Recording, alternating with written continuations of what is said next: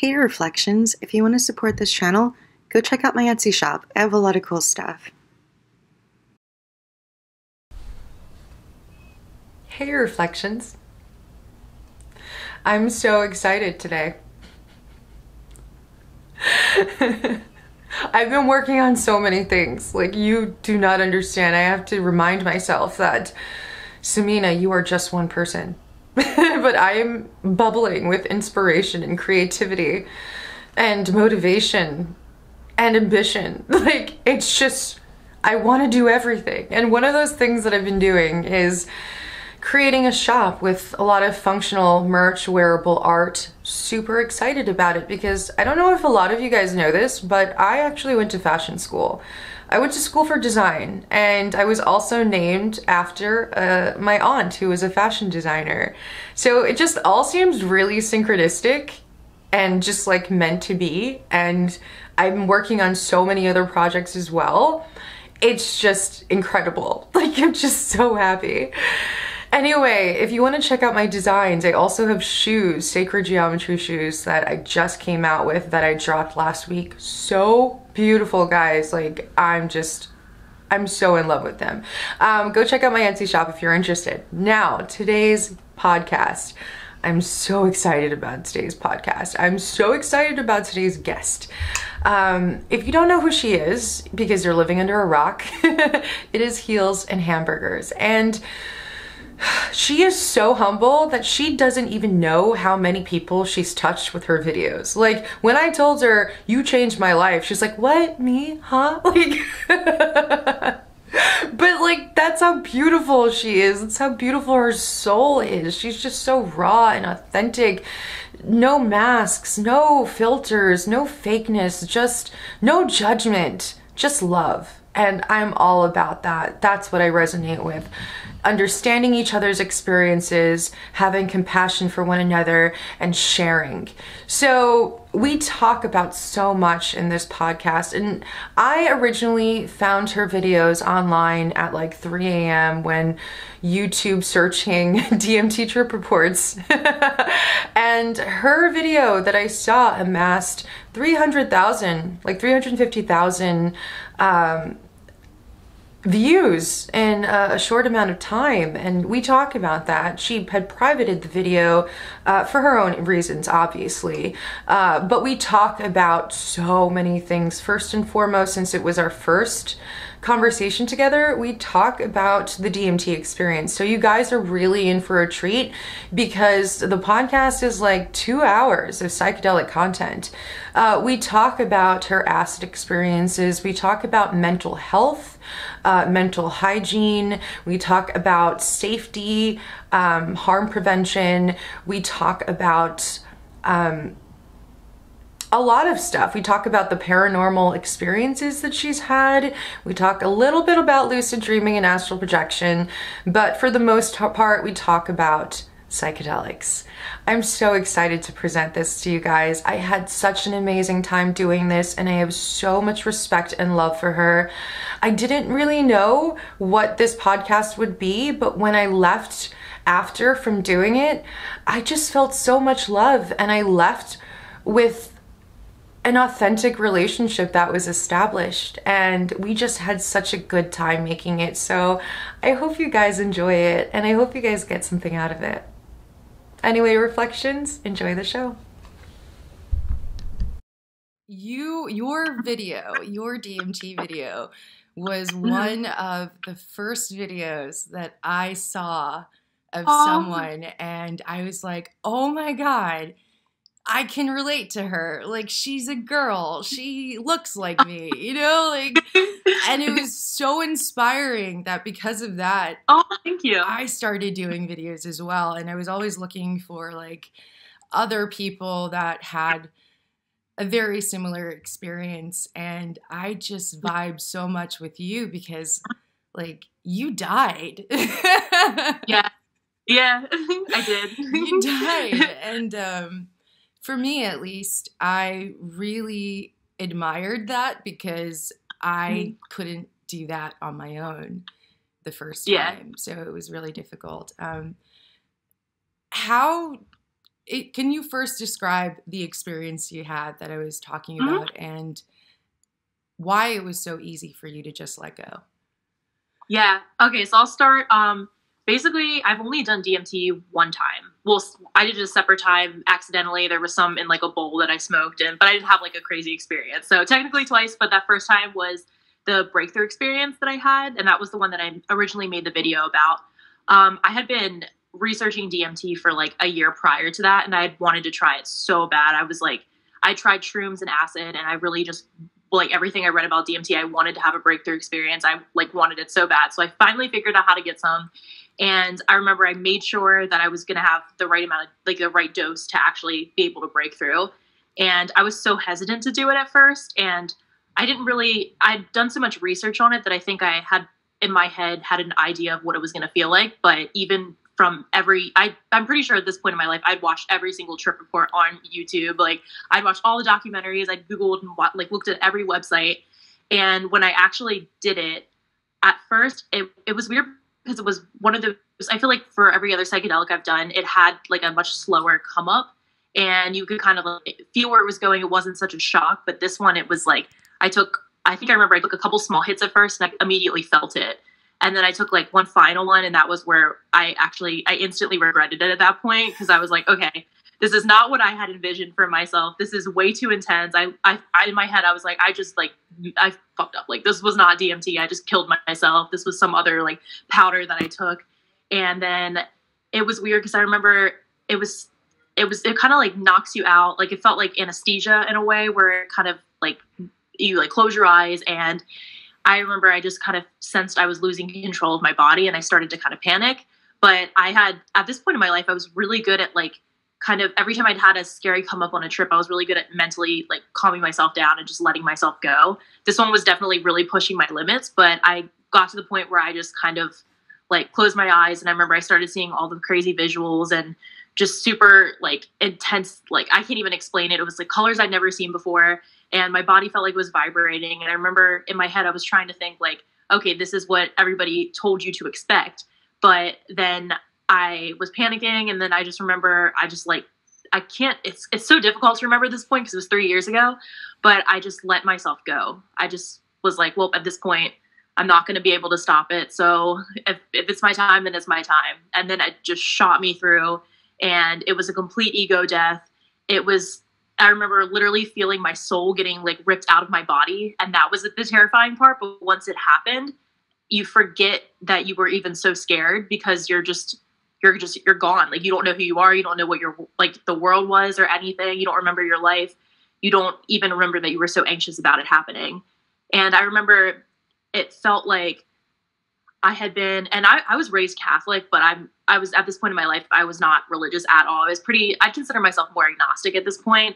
But I remember I was so positive that I'd been put into like an afterlife and that I'd been in some form of heaven. And I remember just seeing visuals of like being in outer space and seeing like, I saw like this man with like a giant eye in the middle of his head. I think this is like a lot of the details that I put in my video. And I remember at one point I felt like I was like swirling around with every soul in the universe waiting to be reincarnated. And I was watching, it was like all these little pixels that like broke down and they were like rebuilding up the universe and rebuilding up Egypt. And I kept feeling like I was being sent to different parts of the world. Like I was in Babylon and like Africa. My cat's in the video. I'm sorry. And the dog's in the video. What's up, Luna? And I just kept feeling like I was watching the world, like how the world became constructed around me. And it's so difficult to remember because I feel like some of this might even be kind of out of order because there really was no sense of time. It was just all happening at once. And I remember feeling like I feel like I like gained some sort of memories from when my mom was pregnant with me. And I had then experienced, it was like death, afterlife, and then birth. And then I remember I just kind of woke up, and it was so weird because I remember at first I couldn't really remember how to talk. It felt like I like was like coming back to terms with my reality. And it was just the weirdest thing because I know a lot of people talk about this, but when you're there, that feels more real than this earth. And coming back to this earth, it's just the craziest thing. So it took a while for me to come back to terms with it. And I remember after I'd done it, I think it was for like several weeks, maybe a month or so after, every time I would fall asleep, I would have and I would start dreaming. It would kind of trip me out because I would feel like I was going right back into that DMT land. And I thought for a while I was going into some sort of psychosis, because I would start kind of thinking I was hearing things and thinking that I was seeing things out of the corner of my eye. But after a few months or so, a few weeks to a month or so, I think then it started to level out. I was normal again. But I don't know, for a year after that, I remember immediately after that, I went vegan for like a couple weeks, which unfortunately that didn't last long, but it's something I want to get back to. But it just it completely changed my outlook on the world. It's like, I don't know, I let go of so much negativity and hostility I have towards other people. Like anything that had happened to me in my life, I just let it go, because I realized that I don't think people are born with malicious intentions. I think sometimes people are just born and then life puts them down certain paths and then they act out in certain ways, and then that might affect you. But it just I let go of a lot of the negativity I had in my life. So yeah. There's so many similarities in my experience as well, because when I had my acid experience, I felt like I was dead, and then I was reborn, and I was birthed into a canal, from a birth canal, and I had like amnesia. Oh my gosh. I didn't know where I was. Yeah. I didn't know who I was.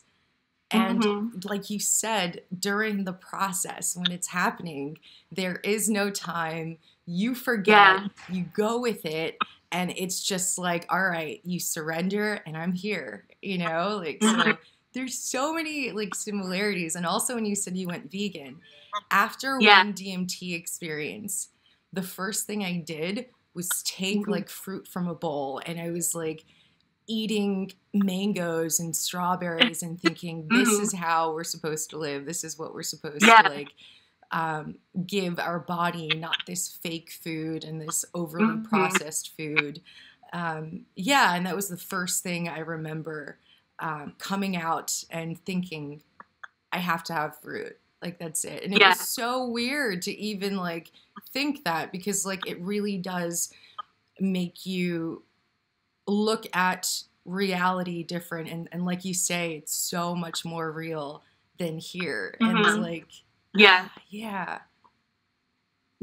it's interesting you say that about the fruit too, because I remember, I feel like because I took a break from psychedelics after that experience, and recently I think I messaged you on Instagram about how I had like a really bad acid trip, and that was like a couple months ago, which I can talk about that too, because that was like a slap in the face. But after that, I remember I just like, I came back from it, and I like, because I definitely like the past like couple years after I'd done the DMT, I lost the vegan. I hopped off that train, unfortunately. I would love to get back on that at some point, but I just love like bacon and cheese too much. So that's something I So I ended up just getting back to my old ways and eating just like processed food and just not really taking care of my body too much. But after this past bad trip that I had, when I came back, I totally like cleaned up my diet a lot. I remember for a while, I've actually been recently trying to just eat. I went to eating raw food for a while, just a lot of fruits and vegetables. And then recently I've been trying to almost do like an ayahuasca diet, even though I'm not planning to take ayahuasca, but I like really looked into it. And it kind of makes sense that they like, when you go to do like an ayahuasca retreat, they tell you to eat like just like no sugar, no salt, have a very clean diet, because your body reacts better with plant medicines. But in my head, I'm just like, well, I kind of want to do that all the time because I think you feel better too when you just don't put shit in your body. Yeah. It taught me a lot. That's something I've struggled with my whole life. I just love like crappy food. So that was the one good thing I got out of this last trip. So talk about your last trip. I haven't taken psychedelics for a while, so I want to know your experience. Yeah. Oh yeah. So basically, I had not done, the last like real psychedelic trip I had was DMT, and that was January of 2016. So it's been like 3 years. Well, actually a year ago, I did do like a small dose of shrooms, but the shrooms were really weak. It couldn't really do anything for me. And then I ended up getting acid back in December, and I had never had a solid acid trip before. I'd only ever done like one tab, and it was just kind of weak, and I never really got anything out of it. I've had amazing shroom trips. I've had obviously a great DMT trip. And it's strange because I've had really intense trips on other psychedelics, but I've never had a bad trip. Like anytime it would kind of turn bad, especially on shrooms, there were a few moments I would like kind of freak out, but then I could kind of bring myself down and I would be able to turn it back into a positive experience. But this one, I later on found out that the tabs were double dose. So I took one and it was 200 UG, but which I know it's not even that intense of a trip, but for me, it just knocked me on my ass. I remember it was like a half hour, maybe 45 minutes in, I was getting so intense. The visuals were so intense. I just kept thinking, okay, I'm definitely peaking right now. It's not going to get worse than this. And then I looked at my phone and it had been like a half hour. And I was, oh no, this is going downhill from here. And the worst thing about that, because I think at least with like shrooms and other like psychedelics like that, the trip doesn't last long. So if you start to freak out, you can kind of tell yourself, okay, in a couple hours, it's going to be over. I'll be fine. But this one, in my head, I'm like, oh my God, it's going to be 12 hours. And I'm not even close to peaking at this point. So I remember after a couple hours, it started getting so intense. And the visuals were just like, it was crazy. Like I felt like I was bordering an ego death, but I was still holding on. And I think that's why it became a bad trip, because originally when I'd done it, I'd gone into this trip totally cocky. I didn't really go into it with I wasn't going into like try to figure anything out. I was just like kind of like, okay, well, I can get acid again. I haven't done acid in forever. I'm just going to do it. Like I can handle myself. I'll be fine. Originally I wanted to do 2 tabs, which I'm glad I didn't, because I would have been on like way more, like triple the amount that I wanted to be, or quadruple the amount. But oh, God. And I remember, I was starting to I could feel myself by like probably hour 3 or 4. It was to the point where I could barely work my phone. But it was actually funny because the next morning I looked at my phone and the amount that I could work it was just a bunch of Google searches of like how to stop acid trip, bad acid trip, death on acid trip. Because I kept thinking like, oh gosh, I know people have done like I know that there's been like cases of people who've thought that they've done acid and it turned out to be some other research chemical and then they've overdosed and died. So I start thinking that's what's happening to me. And I hadn't experienced an ego death in 3 years. So I didn't know that that was basically what it was turning into. And I remember like my cat also had like diarrhea from her food. So she was like shitting in my apartment, which that just made it worse because I had to clean that up. And I guess like the acid made the smells extra intense, and it was like December, so I couldn't go outside. It was like 32 degrees out, so I couldn't open the windows. And I remember it was so strange because, let me know if you can't hear me properly. I think my air just turned on, so let me know if I need to. No, I can definitely hear you. Okay, cool. So, I'm trying to think, where was I? But yeah, no, and I remember I was so disconnected from my body at this point. There was one moment where I was so uncomfortable and I couldn't figure out why I was uncomfortable. And then I remember I took off my socks and I realized that I was just sweating and I was so hot, but my body couldn't perceive temperature. So that was freaking me out because I couldn't control my body. I kept feeling like I was dying, and I felt like I was slowly getting like lifted to another plane of reality, but I was trying so hard to hold on. And it was bad. I can't even remember all the details at this point, but it just went on all night.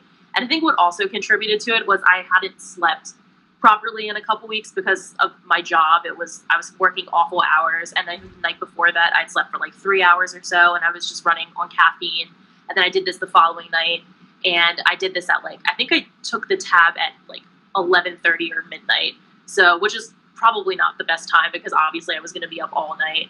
So I didn't even end up falling asleep after that. Like, I think it finally wore off at, I want to say like, it was like probably like, I feel like I definitely felt the come down at like 9 a.m. The next day I started to feel more normal, but the whole rest of the day I still kind of felt like I was on something, but I think a lot of that was sleep deprivation, but yeah.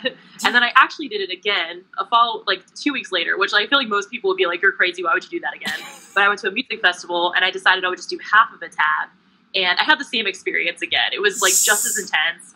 And after that, I was like, okay, I'm going to take a break. Like, I think this is just, I'm not going into this with the right intentions anymore. I'm not the same person I was 3 years ago.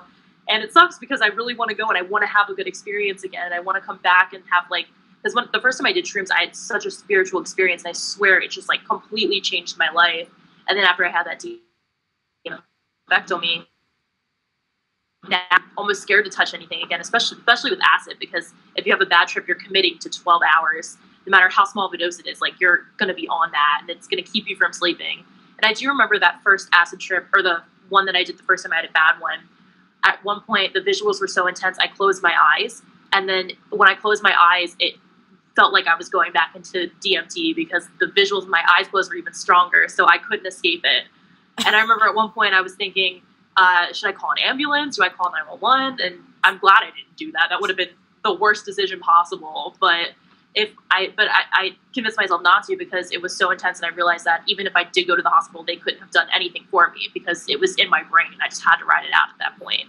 So how did you cope with that feeling of wanting to escape? Because I've had the exact same feeling before, and you're like running, and that's why people are just like running around, because you're just like, I know, no, it's like taking hold of you and your mind. So how did you deal with that for 12 hours? Oh gosh, I honestly don't know. It's weird because I used to be so good. Like a couple years ago, whenever I would have any type of bad trip or I would start to get scared, in my head, I would just kind of remind myself, okay, you took a drug. And even though sometimes it's really hard to convince yourself of that when you're so deep into like a trip, I usually would be able to just kind of like put on like different music or put on a movie or have some sort of way to change the vibe. Because I think the one thing I have noticed about taking psychedelics is you're so sensitive to your set and setting, which I know people always like stress that your set and setting are so important. But a lot of times I don't even really realize what it is that's causing me to have a bad trip. I remember this past time I was listening to like, I can't remember the music. It was like just some random like EDM music. And it was kind of like, for some reason that was like tripping me out even more. And thinking back, I think sometimes if you just change a song or you watch a different thing on TV, or if you just put yourself in a different mood, that'll have a complete effect on your mood. Like, I remember, like what I said, where I didn't realize I was so uncomfortable and didn't realize that I was sweating. When I took off my socks, it made me feel a lot better. So I think just paying really close attention to your surroundings. And I mean, it's really hard. I think, I feel like I almost need this advice for myself because that like those past couple of trips were just really rough on me. But I think it's just, I don't know, because it's hard. I know a lot of times people will say if you're having a rough trip, just to remind yourself that you took a drug, it's going to go away. But when, like that past time when I was so deep in that trip, I couldn't even convince myself of that.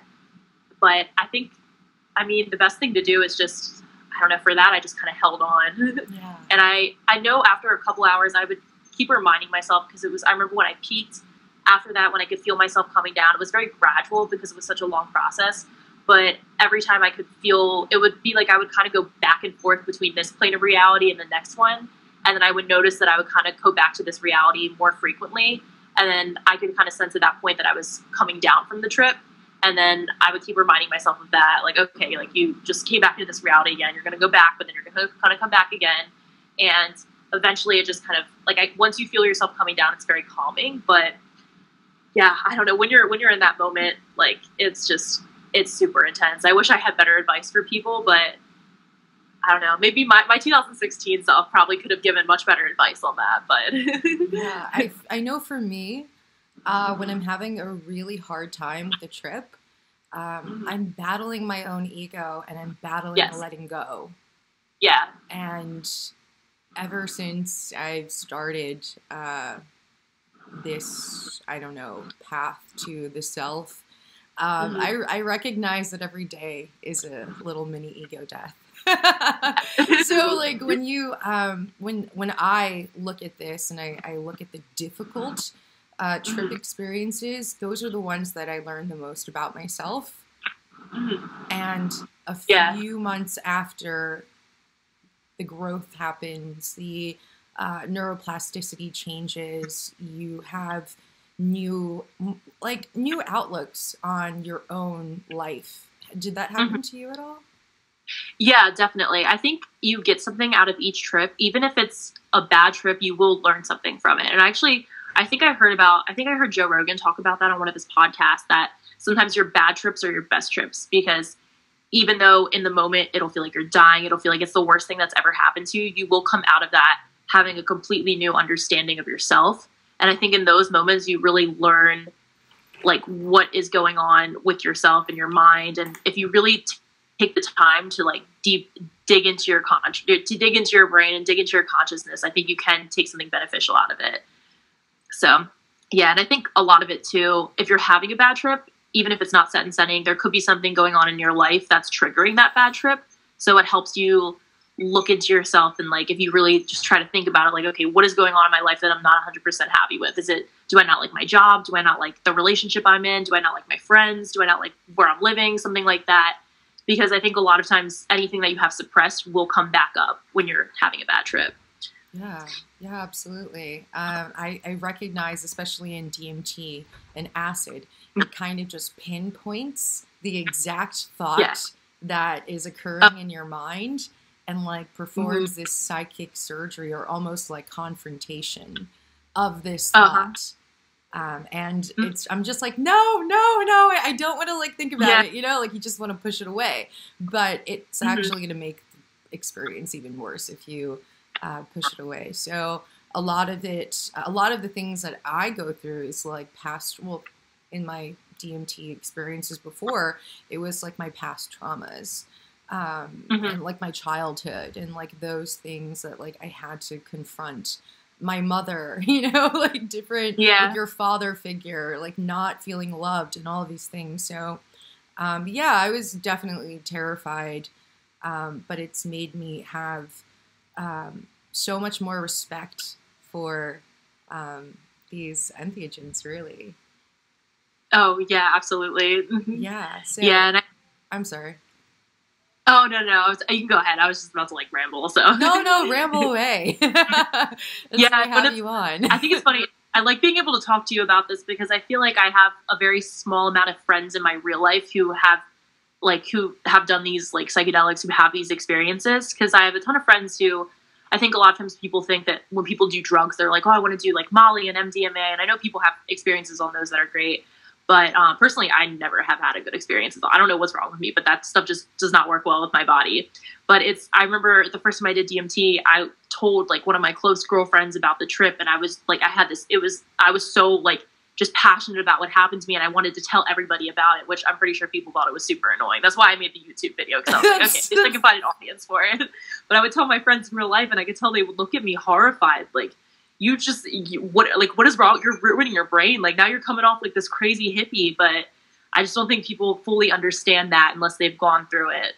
Because I think people, like if you do Molly and MDMA, I mean, ecstasy, all of those drugs, it's a different experience. Is not so eye-opening. And I remember before I had ever done any psychedelic, I think like when I was younger, you learn about acid and shrooms and it just sounds like you just see cool stuff and that's all it does. It ruins your brain. But it's the older I've gotten, when I've like really like experimented with them, I think they really have potential to better people's lives. And I swear, like before I'd ever touched psychedelics, I'd struggled with like depression, anxiety, and PTSD. And I really attribute a lot of myself like getting over them and handling like mental illness by going through psychedelics and using them. And I think sometimes it is possible for them to worsen whatever you're going through. I know sometimes they can trigger like any mental illness that hasn't come up yet. So I know some people need to watch out because of that. But for me, I really do think it bettered my life. I think it gave me some sort of like belief in an afterlife or a higher power. I still don't really consider myself religious in any way, but it definitely did make me spiritual coming out of it. And yeah. Yeah, no, I absolutely agree with everything you've just said. It does help with post-traumatic stress disorder, with anxiety, with depression, with self-love, really. Like that's what I learned. I learned how to love myself, and that was something that I didn't know how to do before. And that's another thing that I had to confront, was this deep hatred for myself that I had to transform, and allowing people to talk down to me, allowing certain situations to happen. And that's what I got out of it. And I do agree with you. It's not for everyone. Psychedelics are not for everyone. Definitely. I can't stress that enough. Yeah, they really aren't. And if you can't sit down and handle it, and then learn something from it, and again, reflect on it and learn from it, it's probably not for you. I don't do psychedelics in festival situations. I can't. Even acid, I can't. I freak out, like, or I just want to meditate, and I will be super antisocial, Same. And I won't talk, and people will think I'm weird. Yeah. No, I feel the same way. I think I almost would have better trips if I tripped alone. Yeah. I've also noticed I don't know if you've ever noticed this, whenever I do any type of psychedelics and I'm doing it with somebody else, I don't know what it is, but in my brain, in my head, I all of a sudden like think I'm psychic and I can feel exactly what they're feeling. Yeah. But it starts to panic me because I can almost sense when they start to freak out or they start to get anxious about their trip. And then that just sends me into a bad trip at that point. Yeah. So, but when I did DMT, I did it alone. And I had somebody like helping me with it, but I was the only person on DMT, which I guess that's different because you're not in touch with your surroundings at all. But I almost feel like if I were to have done them like psychedelics just alone by myself, I mean, potentially that could be a terrible idea. So I definitely don't recommend anybody do that because you never know what could happen. But for me, at least, I don't think I've done that, by the way. Really? How did that go for you? I scared the shit out of myself. Yeah, see, that's what I'm like in my head. I'm like, this is a great idea, but then I always put myself in these situations that just go bad. So what I do is like I've taken it in silent darkness, and when you do that, that's what I do. I've done it with binaural beats. I've done it with music before, and I can tell you, when you do it in absolute silent darkness, your consciousness, your state of mind is the set and setting. So it just catapults you. I went so deep that I experienced psychosis, like you were saying. Oh my gosh. For a few months, actually. And I had to be really kind to myself. I couldn't watch any spiritual or woke stuff. Like, I couldn't. I couldn't. It would trigger, exactly. It would catapult you into the space of the other or the psychedelic realm. And I just had to be really normal, watch normal TV, binge watch shitty YouTube videos, like watch comedy. Ground yourself, exactly. Grounding myself. Because that, like, doing it in silent darkness was a whole other level of crazy. Oh my God. Yeah. Was it, what kind of psychedelic was it that you did? DMT. Oh my gosh. That's crazy. Yeah. Wow. Yeah. And you really do find, when you're doing it with somebody, because I was doing it with somebody, you do think that there's a psychic connection. And I was experiencing the trip, right? And it was in my head. So I'm thinking he's going through the same thing. He's understanding. But that wasn't the case, actually. Sometimes it is. If two people are very telepathic and psychically in tuned, everything is entangled. So our brain space and particles are being shared with another person's brain space. And their brain particles, and it's basically all one in this jumbled mess. So I was having this experience of being, I say this all the time, unplugged out of the matrix, and my reality opened up like a box, like a cube, and I saw the tree of life, or the Kabbalistic tree, and I freaked the fuck out, and like I jumped up and I'm like, we did it. He's like, did what? Like, nothing happened.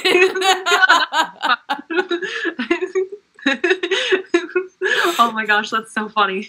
And he's like, what are you talking about? I'm like, I died. And he's like, you were right here. And no, you didn't.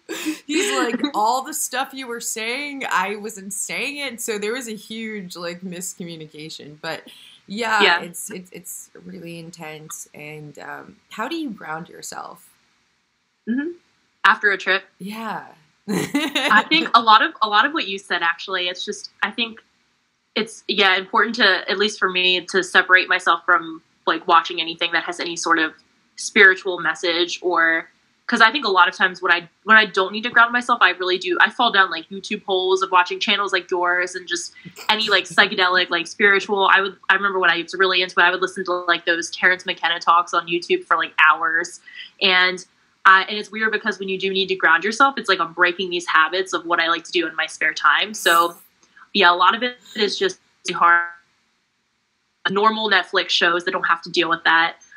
Just to try to keep yourself busy. I know I'll keep myself busy with work, or I'll go to the gym. Just try to not let myself sit and think. I have a tendency to get lost in my head a lot, and I have to really just distract myself to keep myself from doing that. And I think after a while, once you've gotten out, like once you've been grounding yourself for a while, I think it's a lot, you can ease yourself back into, you know, like watching psychedelic videos or like researching spiritual topics and everything like that, which I think at this point I've kind of moved past my bad trip and I'm able to talk about it again. And I think I really like that. But yeah, at first it was just super important to just kind of take yourself away from that for a while and to not think about it. Because I think when you think about that constantly, I feel like it can make you crazy. Like, I really do think if I didn't know how to ground myself, I would end up crazy. Like, yeah. I would totally be one of those like stereotypical hippies that just has to go up to someone and just tell them to go like find the next like plane of reality and to go discover their like third, like fourth dimension or whatever. And I really just think it's important to just separate yourself from that, because I know for me, it's like once you don't want to go too far down the rabbit hole, or you want to keep like a foot in reality. Yeah, absolutely. Because I can totally vibe with you when you were saying that like everybody around you was horrified because I remember having this DMT experience and going back home to my family's house and just talking like this like enlightened master to everyone.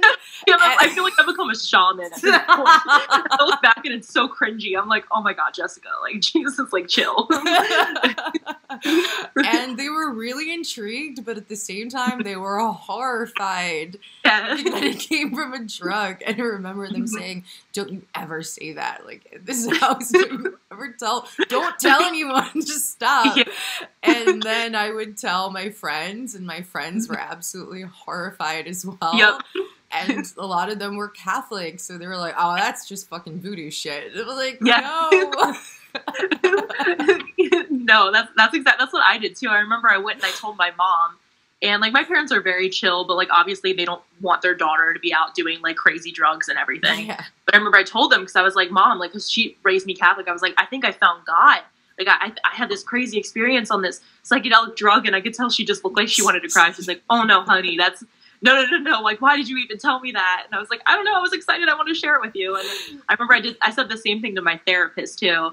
And I could tell at that point she was just like, oh, that's a problem. Like, you shouldn't be like, like, you really need to take a step back from this. Cause I think like my therapist used to like specialize with people who had like abused drugs and everything. And I've never had an issue with like drug abuse or addiction or anything. But I know she thought that was probably the path going to go down as soon as I started talking about it. But I mean, psychedelics are not addictive. I don't think I could ever possibly do that all the time. So I think people just need to understand that it's not, but at the same time, I think it definitely like can, I understand. Sorry, I get scatterbrained when I start talking. I mean, like, listen, I find it really interesting that a therapist would be really scared of that, because I mean, I get it, like it is slightly delusional, like you get into those delusional spaces, but like I don't feel like the average person that can handle the psychedelic experience, I don't think you stay there quite often. And even if you do, you do need a certain degree of mania or psychosis to be a creative person, really, you know, or an occultist or a shaman, you know. So like whenever somebody tells me, oh, that's crazy, I don't really think of it in the same way, because I know it's coming from a lack of understanding.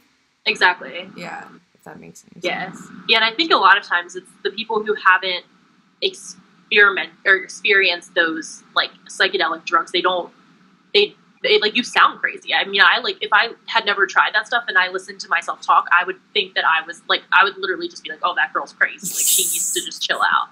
But once you have like experienced that stuff, like listening to somebody else talk about it, I totally understand what they're saying, and I don't see them as crazy. So it's just interesting. It's almost like, I hate using the term like woke, because I feel like that's so overused nowadays, but like I feel like it's once you're woke, like you understand other woke people, and then people who are still asleep, they don't understand it at all. They just think that you're on drugs. Yeah, well, I think the woke and the non-woke are the programmed and the not programmed, you know, like the people that are outside of the institution and like that just way of thinking, like I call them normies because like everything's normal. And like no offense to you normie people out there, but like when you take a drug like DMT, you become so alienated from culture and society and like all the things that Terrence McKenna says, and you are really out there. Yeah, it almost makes me feel like I want to hibernate after I have experiences like this. I want to kind of like keep to myself, and I don't want to go out and be in like a super social atmosphere and be around people, because I feel like a lot of times, like, and I hate saying stuff like this because I feel like it makes me sound pretentious, but like when you hang out with a group of people like the normies, and I think they'll have conversations, and it's just all like such like shallow based like conversation topics. And I notice a lot like with a lot of like the girls that I've been friends with like over the past few years, it's like a lot of times they'll hang out and they just want to gossip. And after having these experiences, it's like I don't get any stimulation from talking about that stuff. Like I want to talk about the universe and like consciousness and everything like that. And it's just, I don't know, I feel like after you have these experiences, it's really hard to find people that you can kind of connect with and talk about those things with. So it almost makes you want to stay a little secluded. Yeah, I feel you. That's why I don't have any friends. I feel like especially like, the older I get, I start to like limit like, or like I have like friends that I don't hang out with that frequently because I don't know, a lot of times I don't think I feel like I'm actually pretty introverted too. So it's hard for me to like go out and like constantly be socializing with people. Yeah, well, I mean, I completely understand that because again, for me, I understand where you're coming from in your perspective of those conversations where like people just talk about other people or they want to talk about superficial things or they want to, I feel as humans play little mind games. Like we play with toys when we're kids, and when we grow up, we play with each other and we compete with each other. And it's just like all about how good looking I am, how many toys I have, how, you know, wealthy I am, my status, you know, and all this stuff. And it's just like when you take psychedelics, you plug out. So all of the illusions disappear for just a second and you just realize that like, it's like a computer game. And we're like attached to the game.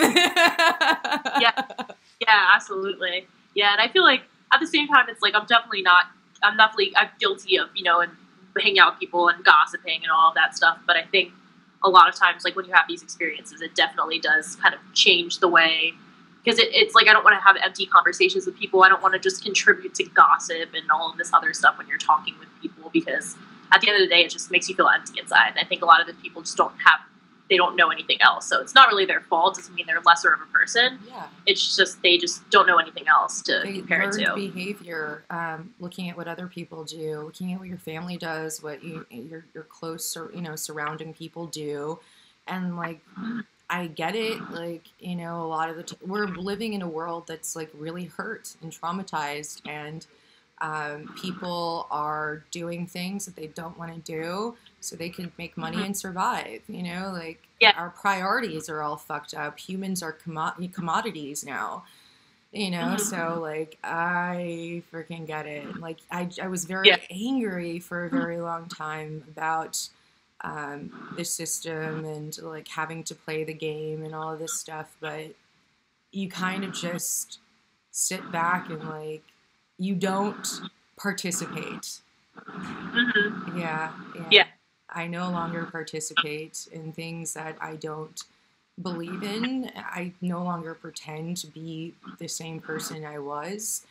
And I embrace my weirdness because I know that there are equally weird people out there. And I started doing YouTube videos because I had nobody to talk to, just like you. So that's awesome. Now you can talk to me. Yeah, no, exactly. Like when you called me, I'm like, holy shit! Like you were the first person that I've interviewed, by the way. That's like, here's my number. I feel like I'm just super open. I'm just like, it's whatever. Like, so that was really cool and like very different because like usually we're just like weird internet people. Yeah, no, I'm totally about like having personal connections with people too, like despite the internet world, like. Yeah, so I totally get it, and like I've been wanting to talk to other people and have them come here and share similar experiences. I remember watching a video of yours where you talk about your paranormal experiences. Oh yeah. Yeah, so could you get into that? Like, are you psychic? Like tell me. I'm so intrigued. Yeah, I would love to. Do you remember what video it was specifically? I think I had like a couple of them based on, because I've had a handful of paranormal experiences throughout my life, and yeah, it's very strange. Really? But talk to me about it. I want to know. I'm really intrigued by stuff like this. Yeah, no, me too. And it's weird because I get freaked out by a lot of this stuff, but I kind of like enjoy it in a way. But yeah, basically, like, I don't really know if I have like a solid belief in like stereotypical ghosts. I think there might be another explanation for them. I just know that I've had like several crazy things happen to me in my life, and I just have no explanation for them at all. Some like small paranormal experiences. I've never had like a huge one that I know some people have seen like full on aberrations and stuff. But I have had an experience. I remember when I was, I think like 8 or 9, I'm pretty sure I saw the ghost of my cat.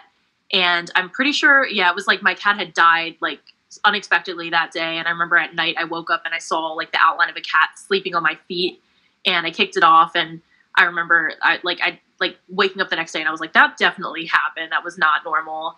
And I've had other small experiences like that.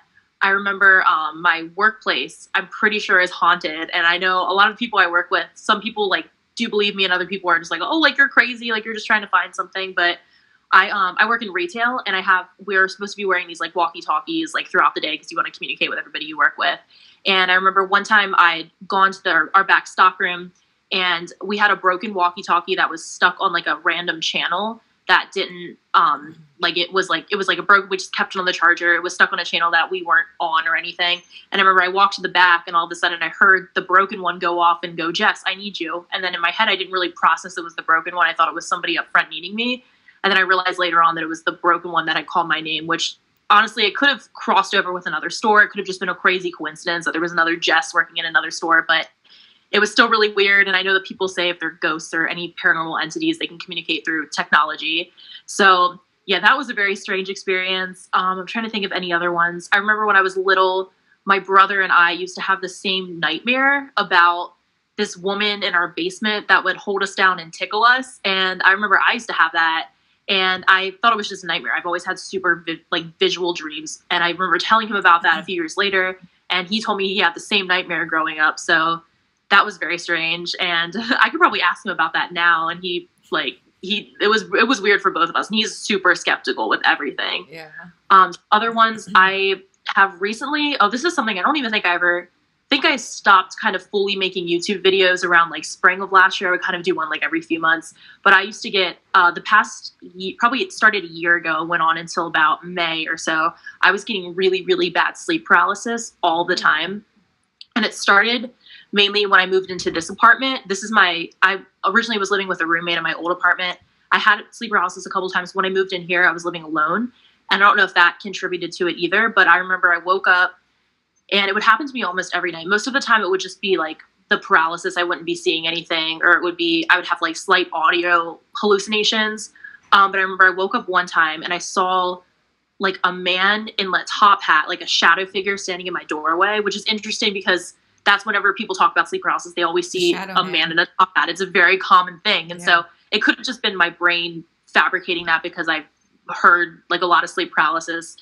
It always had been that exact experience. But so that freaks me out. And I remember I fell back asleep and I woke up again in sleep paralysis. And I swear I could hear people breaking into my apartment and moving around, and I couldn't move, and I was freaking out.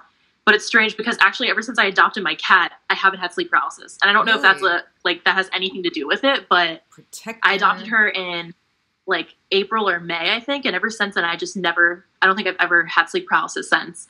So Animals, you never, yeah. So I think it's like I know some people say that that's gonna be a paranormal experience. I talked to my doctor about it. Like it was a problem for a while, and he just said it's like it's scientifically proven and blah blah blah. But I don't know. I swear, like in that moment, it feels so real. It feels like you're interacting with some demon or something. So yeah, absolutely. Yeah, I feel you on that. I've had sleep paralysis once.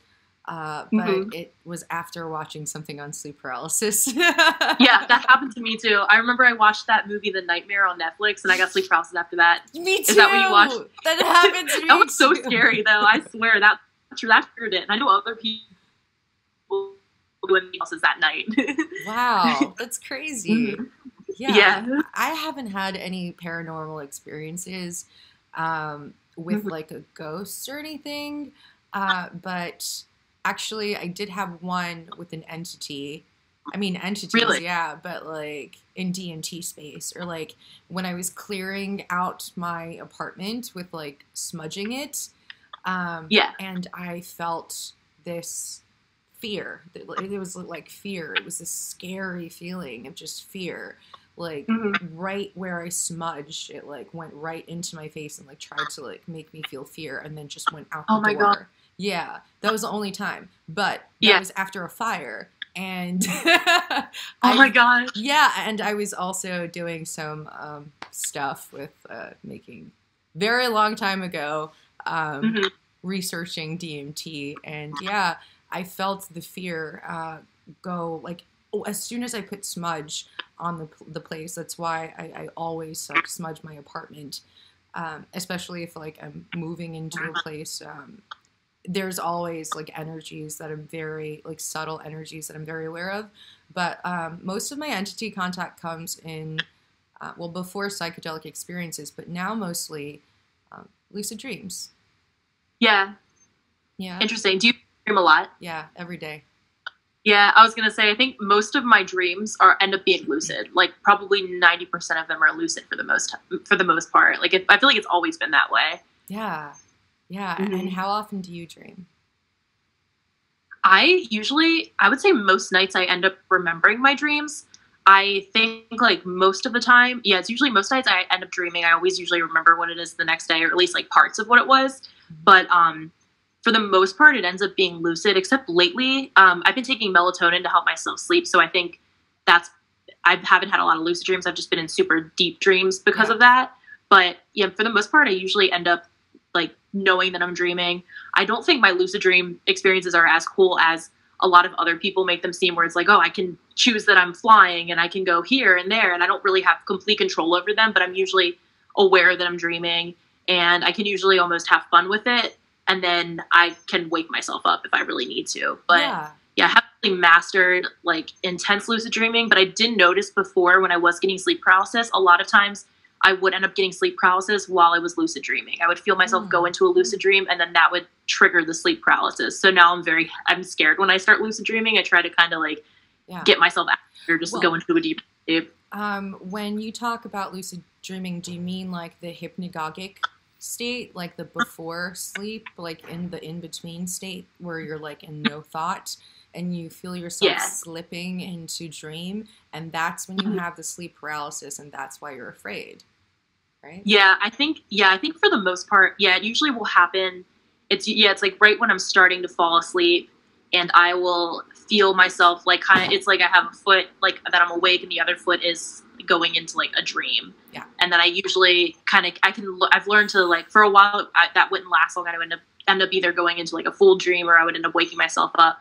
But I kind of got really good at keeping myself in that middle realm. But when I got good at that, I think that started to give me sleep paralysis. So it was definitely something to watch out for. If you do have sleep paralysis, my suggestion is to turn that into a lucid dream or astral projection. Really? Yeah. I've never been able to do astral projection. I've researched it a lot, and then I get kind of scared when I've read stories of people like saying that it can be dangerous, or if you don't want to like lose your body or something like that. And then listen, I do it every day. Me out. Like it's one of those unconscious things that my astral self does. Whether I like it or not, I am flying all around the world, bitch. Like that's so cool. And like it's so funny because like I hear a lot of stories of like other people, and like it's just not that way with me. Like I'm traveling everywhere, and sometimes it's with my astral body, sometimes it's a lucid dream. Like lucid dreaming and astral projection and remote viewing to me are all interchangeable. Like it's all the same thing. Like you're just having an experience in different perspectives. Like sometimes for like lucid dreams, it's like for me, I don't know if it's for you, it's like watching a movie. Yeah. Right? Yeah. So, like, that's how I feel. Like, it's my perspective. Like, you know what I mean? Just, like, traveling through. Sometimes I'll be, like, it'll just be my consciousness. And then sometimes I'm, like, on an airplane. Like, I'm always in, like, airports. Like, and it's so funny. I had this dream of, like, being in this astral airport. And, like, I was, like, walking around being, like, you know, little stupid Samina, just, like, walking around being, like, I'm not really conscious or aware or whatever. And I was in this, like, airport in India, and these, like, Buddhist monks walk by in robes. Wow. That's crazy. Yeah, and, like, I'm still not aware. And, like, it just, like, all these triggers happen. So just because you're not in complete control doesn't mean you can't do it. And like it's one of those things where like every single time I feel like I've mastered it, there's always something else like that pops up, which makes me realize, bitch, you know nothing. Like you have no control over shit, and like you have so much more to learn. So that's like one of the things that I've been realizing. Like I'll have these experiences. Like first off, I've lucid dreamed with you, and I had an astral experience with you. So I don't. Oh my god! Give me the details. I want to know. You'll have to teach me how to do this. We can hang out. All right. So it was really weird. I guess like I like always have felt connected to you, or something, and I had this dream, and it was just like. I don't know how you would like to interpret it, but the basis of the dream was somebody was telling me something, like they were backbiting or talking some shit about you. And I'm like, how dare you? And I was like defending you, and I was really angry at them. Oh. And I was like, she would never. And like your astral body, like I say this a lot in my videos, where it's like this thing where like right now it's like your bust to your head, it showed up, and it like it was very like you were there, like your spirit was there. Cool. And I remember exchanging like love with you, and like that's an astral experience I have when somebody's spirit has projected into your dreams. That's cool. Yeah, and sometimes like it'll just be a bust. It doesn't have to be the whole entire body. A lot of the times it isn't, but that's one form of astral projection. The other astral projection is like when you have like an aerial view of things, and like your spirit body is like, I guess flying. But I usually have like different, like that's what I mean. Like there's different types of experiences, and for me to say that, oh, this is astral projection, this is lucid dreaming, it's all the same thing to me. Yeah.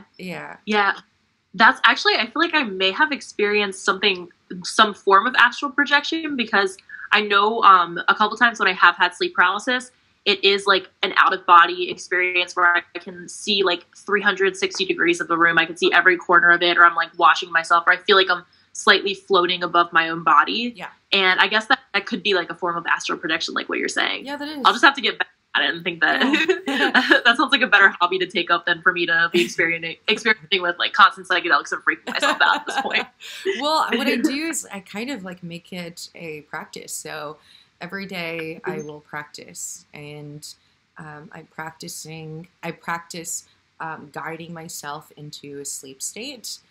In a hypnagogic state, I practice staying in the hypnagogic state for as long as I can.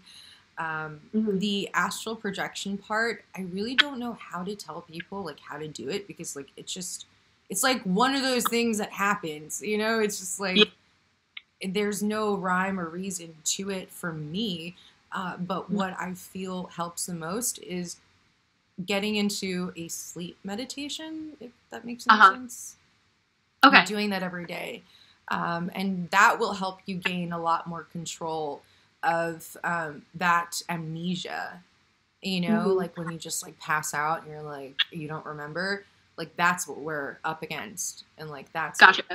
That's what I will forget things. Like I'll remember my hypnagogic state, go into a really heavy sleep, and then midway in like the middle of the night, I'll be aware or lucid, or at the end of the dream, at the end of like the sleep cycle, when I'm coming out and like becoming conscious, you know, in 3D again, that's when I pick up some dreams. Yeah. So. Wow. Oh, you've inspired me. I really want to try this out now. I want to like figure out how to do that. It's fun. When I try to lucid dreaming, I kind of freak out and I try to like get myself away from it because I just don't want to have sleep paralysis again. Yeah. But I think maybe I should just like try to see what I can do with that. See if I can get any experience out of it, because that would be awesome. It's not like scary. I used to be really scared. I'm not going to be, I'm going to be completely honest with you. I was so scared before. I thought that there was something wrong with me. Especially the hypnagogic stuff, like seeing visions, like right before you're going to sleep, seeing like geometric tunnels and like fucking computer code. I've experienced that here. Yeah, no, I've actually, it was crazy. I remember, I think it was a couple weeks ago. Sorry, I just like totally cut you off. Don't worry, go. Like, this is like my ADHD. Whenever I talk to people are like, always just cut me off the conversation. They don't, like, I know, I'm sorry. But I noticed, like, I think it was a couple weeks ago, I was starting to fall asleep and I felt like I went into like it was like almost like an acid flashback, which I could never tell if that was like a real thing or not. I never have experienced it myself really, but I swear it almost like gave me a weird acid flashback from that last trip I was in. And it felt like I started seeing like the geometric patterns, and I felt like I was in a tunnel, like that whole like shindig or whatever. It felt like it felt more like a DMT trip, but for some reason in my head I was like, okay, this is an acid flashback. And it freaked me out, and then I kind of like snapped myself out of that real fast. And I noticed that happens a lot too. If I smoke weed now, it almost sends me back into that whole like acid area, and that freaks me out too. Because I used to be able to smoke weed and it would be fine, and now when I smoke weed, it almost like trips me out even more. I feel like I just smoked weed for the first time, and it's like the most psychedelic experience. Yeah. Like, man, I can't hold my shit anymore. What's wrong with me? Yeah, it's like Oseron. My friend Oseron says, weed is the psychedelic waiting room. And it just catapults you into the psychedelic realm. Same shit happens to me. I talked to Michelle a few weeks ago. She said the same thing. I just feel like you just... Oh, I think I did see that, actually. Yeah. And I like, you just become so much more sensitive, really. Yeah. That's how I feel. Yeah, and I researched that a little bit, too, because I had read that there are other people that once you do psychedelics, when you start smoking weed again, you can't really smoke weed normally anymore. It changes the way your body like takes in the drug or something. So it's definitely something to watch out for, which I don't know. I have had like a few really bad panic attacks just from smoking weed, which I used to like be such a regular weed smoker. Like when I was 19 up until like a few years, like I think it was a couple years ago, I had a really bad panic attack just from smoking weed. Like to the point where I thought I was dying, my body was convulsing, I was shaking, and ever since then, like, I mean, I do it much more like smaller quantities now, but I'm always if I smoke too much of it, I definitely feel myself like freaking the fuck out, which is scary because I've been like around people and they're all smoking, and then I like hit a bong and then I start freaking out and they're like, I used to be so good, like what's wrong with you? And I'm like, I have no idea. I don't know who I am anymore. I love your personality. You're just like, I love it because like I'm the type of person that like talks too much and cuts people off and all this stuff. So like I totally get it, and it's just like you're just like singing your perspective into existence, and it's just like you're so excited and you just want to like, yes, somebody like me, I can relate. It's so exciting to me because I feel like I feel like I love to like talk to people about this kind of stuff because a lot of people just don't like totally understand it, and then they think I'm crazy. So yeah, and like that's I totally get it. Like I've dealt with that before, especially with like the people I used to hang out with, and like they were just really judgmental, and like they're like, oh, you're going crazy, like what are you doing? And I'm like, no, I know exactly what the fuck I'm doing. And you can't tell me otherwise. And like they were trying to like question my sanity and like the people around me, so I just felt like I had to distance myself from anyone that wasn't serving my higher purpose. It's like, is this serving me? How are these people making me feel? How are these relationships making me feel? Are they making me feel insecure? You know, like, am I allowing people to do this? Like, I was allowing that bullshit. You know, a lot of the times I realized, like, in that moment, I was too scared to, like, say whatever I felt and express my truth and be honest, you know, like, just be really real and honest. And it was really hard for me to do that. And now, like, I take no shit. No, I think that's a good thing too. And I feel like I've kind of changed in that sense as well, because I think a lot of times, like, a lot of the friends that I've had before, I mean, they're friends, but a lot of times they're more of like acquaintances. Or when I would go out and party more, I would go out and we would just drink together, and that was what our friendship was based on. But at the end of the day, it's not like that's bettering my soul. It's not bettering my life. Like, it's not really contributing much. It's just sometimes you have people that you just need to, like, have friends to go to certain places or do things. But at the end of the day, I think it's like really rare to find people besides that. I have a very different experience and perspective on, like, alcohol and drinking. I know a lot of people aren't going to they're not going to agree with me, but I have a very occult perspective on drugs and alcohol. And I've had a lot of lucid dreams about, you know, the occulted side of using even alcohol you can use to lucid dream. Like, you can get yourself in a very happy place. Like, there's so much research on so many occultists smoking opium, you know, drinking, doing, you know, drugs to get into those very detached psychedelic spaces. So I feel like these are all tools, you know what I mean? Like, it's all in how you use them, kind of. Like, I don't like to have any biases on anything. But I'm very responsible because of my own sanity and, you know, mental health.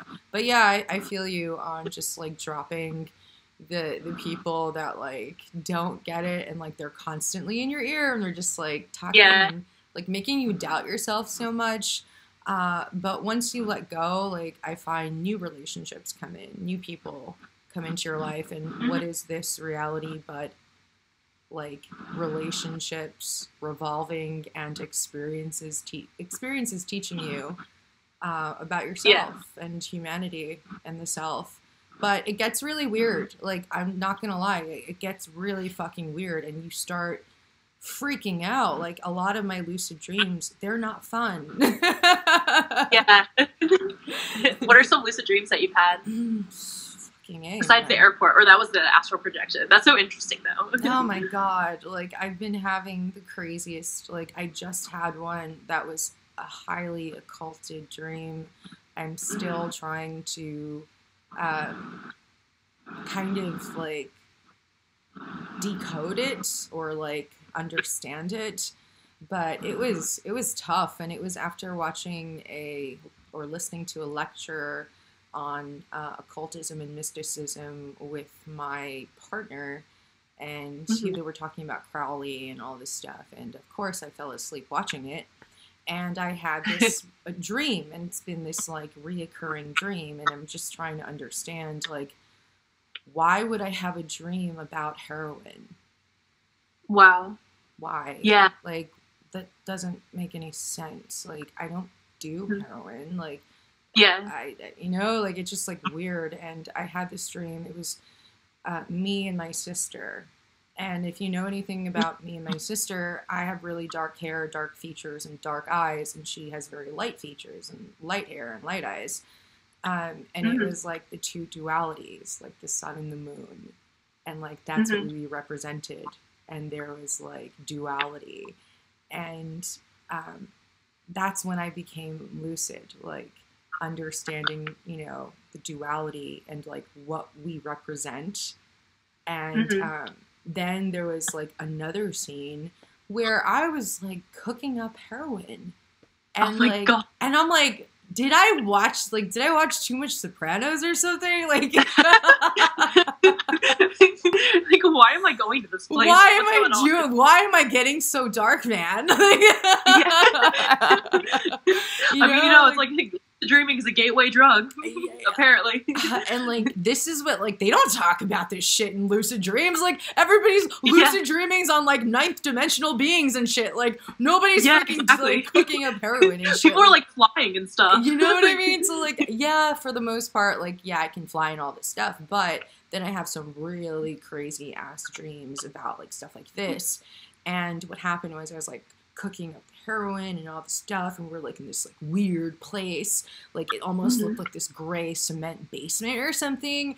And God. And I take the heroin, right, and like cooking it on a spoon, and I take it and I put it in the syringe, and I put the syringe in my mouth and just squeeze it. Like, like what the fuck? God. No, that's but like, crazy. like, you know how like you're squirting this thing? Like, that's not how you do heroin. Like, but your dreamer, like, this makes sense. Yeah, this totally makes sense. And it made me like question my codependence, whether it be on people around me, my relationships, how I feel about myself, my own self-image, like all of these things, like just trying to see what that represented to me in that moment. And it was terrifying. And I remember waking up with the thought, careful, you're going to become addicted. And I wake up. So yeah. Wow, that's actually, I did have a question for you, because I did see one of your videos. You said that you've done like in like I guess another lucid dream. Didn't you do like 10 taps of acid? Yeah. That's insane. What was that like? I died. It was just that death point, and it was just like, oh shit, I've taken too much, and like I became one with the universe, and like I woke up. Wow. So yeah, like that's crazy. I just did MDMA in my dreams like a few weeks ago. Like that's what I mean. Like a lot of it, like you can do drugs, and like you can do drugs that you've never even experienced. Like, and it feels so real, you know? And like I'm like, where have I tapped into? Yeah, it's interesting. Actually, I had a dream I did acid again, I think like a couple weeks ago. And I don't remember how much I actually took, but I remember in my dream, it felt like I was on acid. Like it felt 100% like I had felt when I was on acid. And I woke up and I felt sober. It was totally fine. But it was just, it's crazy because it feels so real. And in my dreams, I've never done a drug that I haven't tried before. But I remember that was just I remember in my dream, I was scared too. It felt like I was going back into a bad acid trip. And then I woke up and I was fine. So see, it's interesting. I've experienced that. I've had dreams of drugs I've never done before. Like before I did mushrooms, had a dream about a mushroom. Before I did acid, I had 4 dreams on acid. Like, oh my gosh. 2 or 3. Before I did ayahuasca, I did ayahuasca in my dreams. And like I was there, and like that's why I'm like, what am I tapping into? Like, what is this shit? What the hell I guess you're just like, you're probably just like really curious about that stuff, and your brain's just kind of like, I'll give you a little taste of what it's like. Yeah, right? Like, it was so weird. And I remember in my acid experience I don't know if you've had this experience on acid, but in my dream space, it was hard to control my breath because I felt like I couldn't breathe. Yeah. And on acid, the first time I took acid, I took 2 tabs, and I felt like I couldn't breathe. And like, that was the same feeling. I'm like, oh shit, I felt this before. That's crazy. Yeah. No, I've definitely, the last time I did acid too, I noticed that I was having trouble breathing too, which I don't know if that was coming from because I was so anxious at that point that it could have been the anxiety making it hard to breathe. Yeah. But I remember whenever I do acid, I keep yawning, and I never know why because I'm not tired. But I think it's just like my body's way of trying to put like more oxygen into my lungs. But it's like I'm always yawning whenever I'm on acid. Other people have noticed that too. They're like, "What's wrong with you?" And I'm like, "I don't know. I think it's just I can't breathe properly." And they're like, "That's not normal." But at least I'm not the only one. Yeah, absolutely. But the very next day, I took acid, and I lost my shit. Like I died. I basically died, and I got my little galactic download. Yeah. And it's just coming to terms with your own alienness. Like, Mm-hmm. I don't know if you had that experience, but you're just like, oh shit, like I was afraid of the ETs and the extraterrestrials. I'm one too. Oh wow. Yeah. Oh, this is really weird. Yeah, definitely. Yeah, no, I was actually I thought, because I'm like, the one thing I really do want to try at some point is I would love to go, especially down to like Peru, and try like a full ayahuasca ceremony with a shaman and everything. But I've been like, I was like researching that. I think like a year ago or so, I found like I don't remember where I found this, but I'm on like some email listing for someone who like conducts ayahuasca ceremonies in America. But that's such a I don't want to like, because I know it's like such a weird like in between if it's illegal or not. Yeah, I don't know. I feel like that's even harder to find than most other like psychedelics though. Oh, ayahuasca? Mm-hmm. You know you could brew it yourself, right?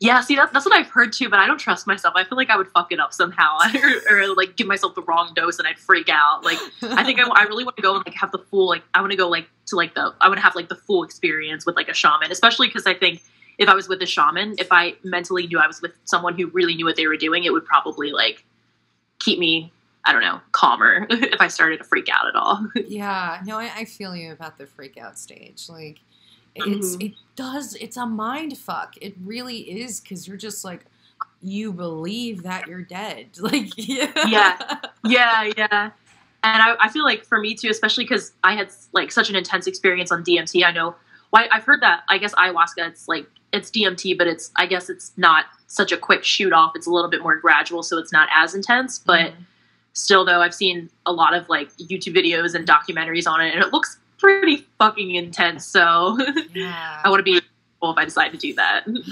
Yeah, it's a purging process, really. Yeah, I know that you. Yeah, that part, I'm like, I don't know about that. Yeah. Well, I mean, I guess the more gunk you have inside of you, the more has to come out. I know somebody that went to Peru, and they said that they felt actually really good when they were throwing up. Yeah. But I have done ayahuasca in my dreams. Oh yeah. Yeah, that's why that's my first step. I gotta try it in my dreams before I try it IRL. Yeah, I've had several ayahuasca dreams actually.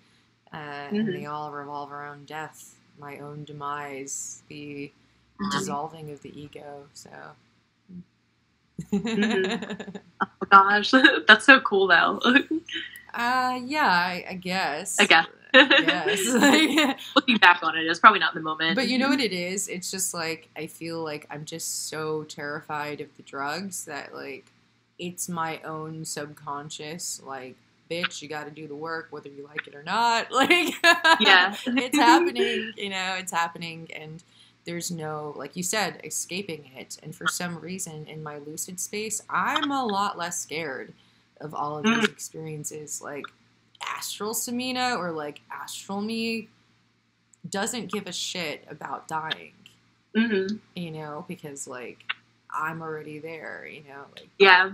But it's, again, the ego living in 3D, being attached to even relationships, like everything around you, what's considered normal, other people's opinions, like all of these things are all just illusions and attachments to 3D. And like, for me at least, I started realizing how illusory this world is.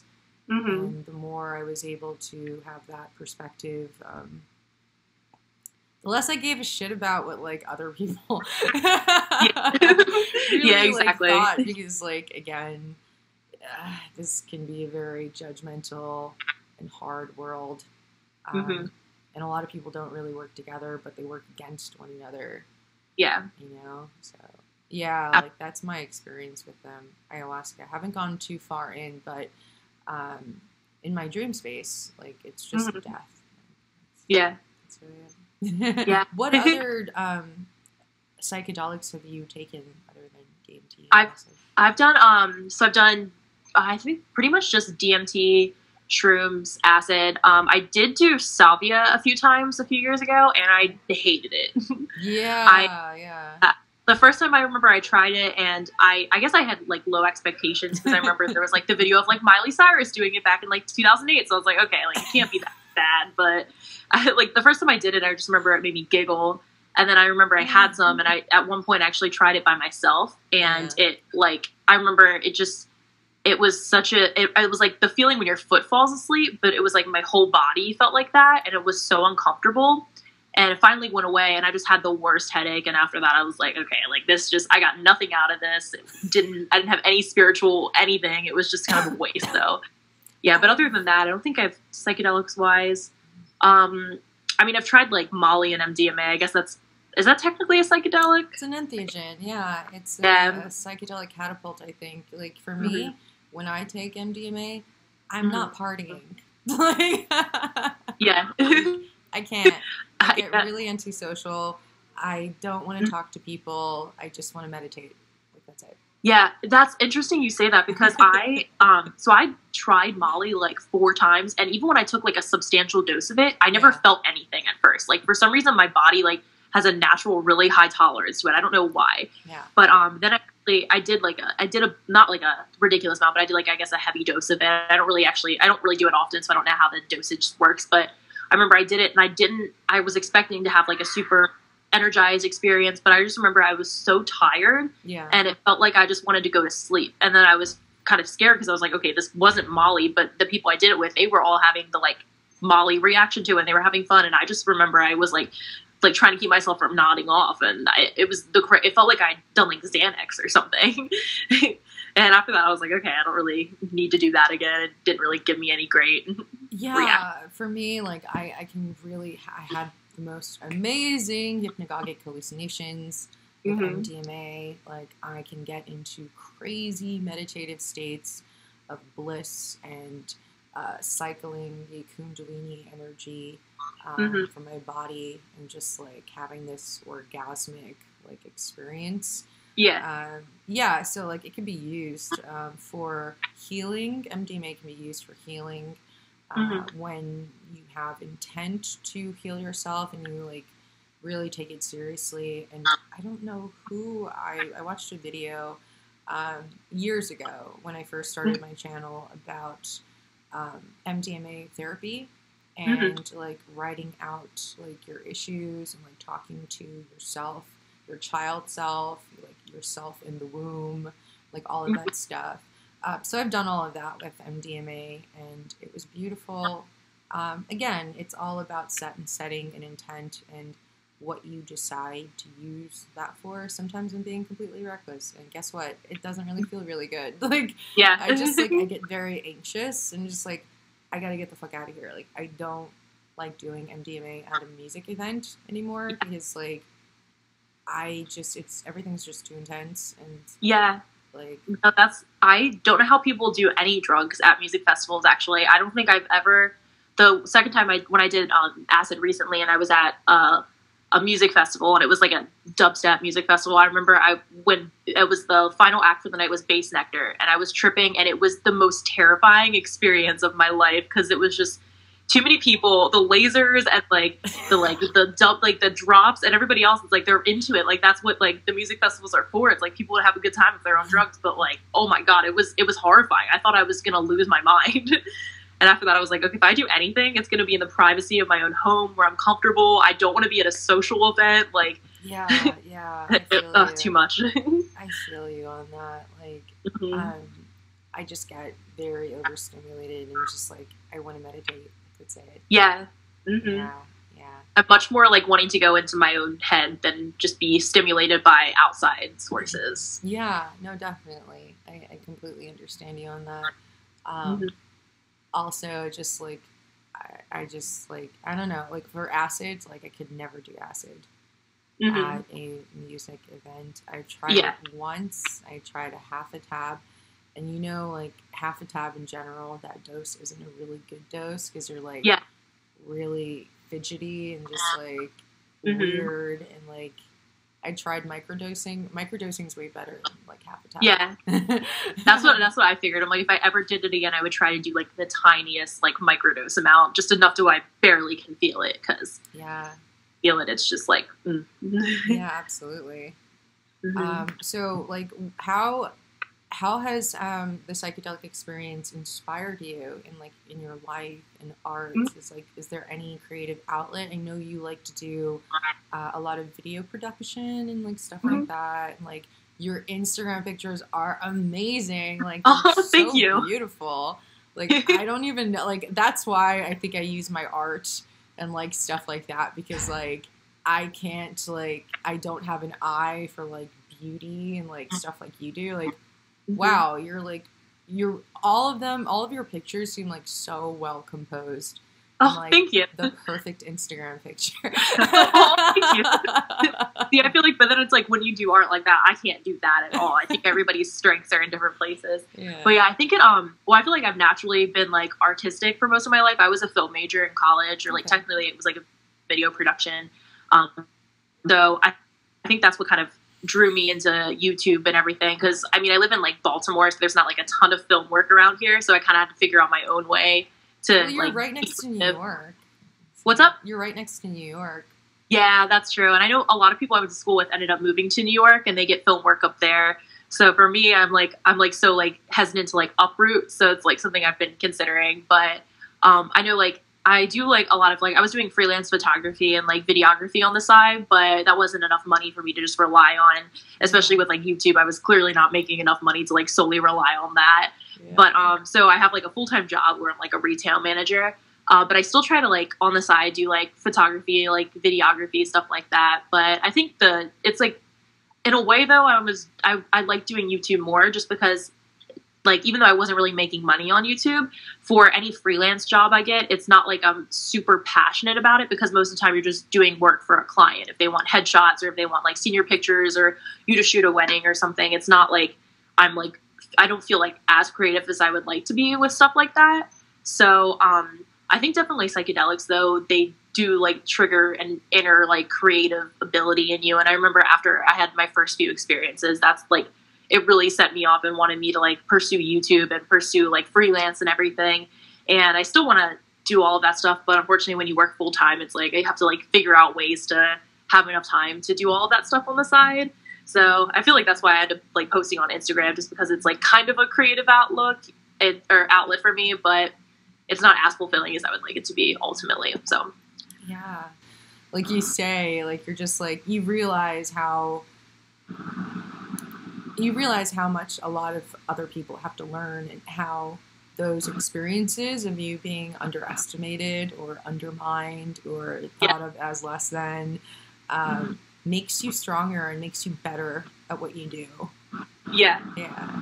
Because I've gotten a whole lot more better, because I'm just like, oh yeah, I'm going to show you like what I'm about, you know, and like that makes you just so much better. Like, and like that's what people don't really see, you know, like a lot of us small creators, we don't make a lot of money. Like, this is strictly something that's of passion. Like I must be really fucking passionate about this, because like, you know, or you to like just put yourself out there to so much scrutiny without the fame and glory that people think that you even have in the first place, which you're like, no.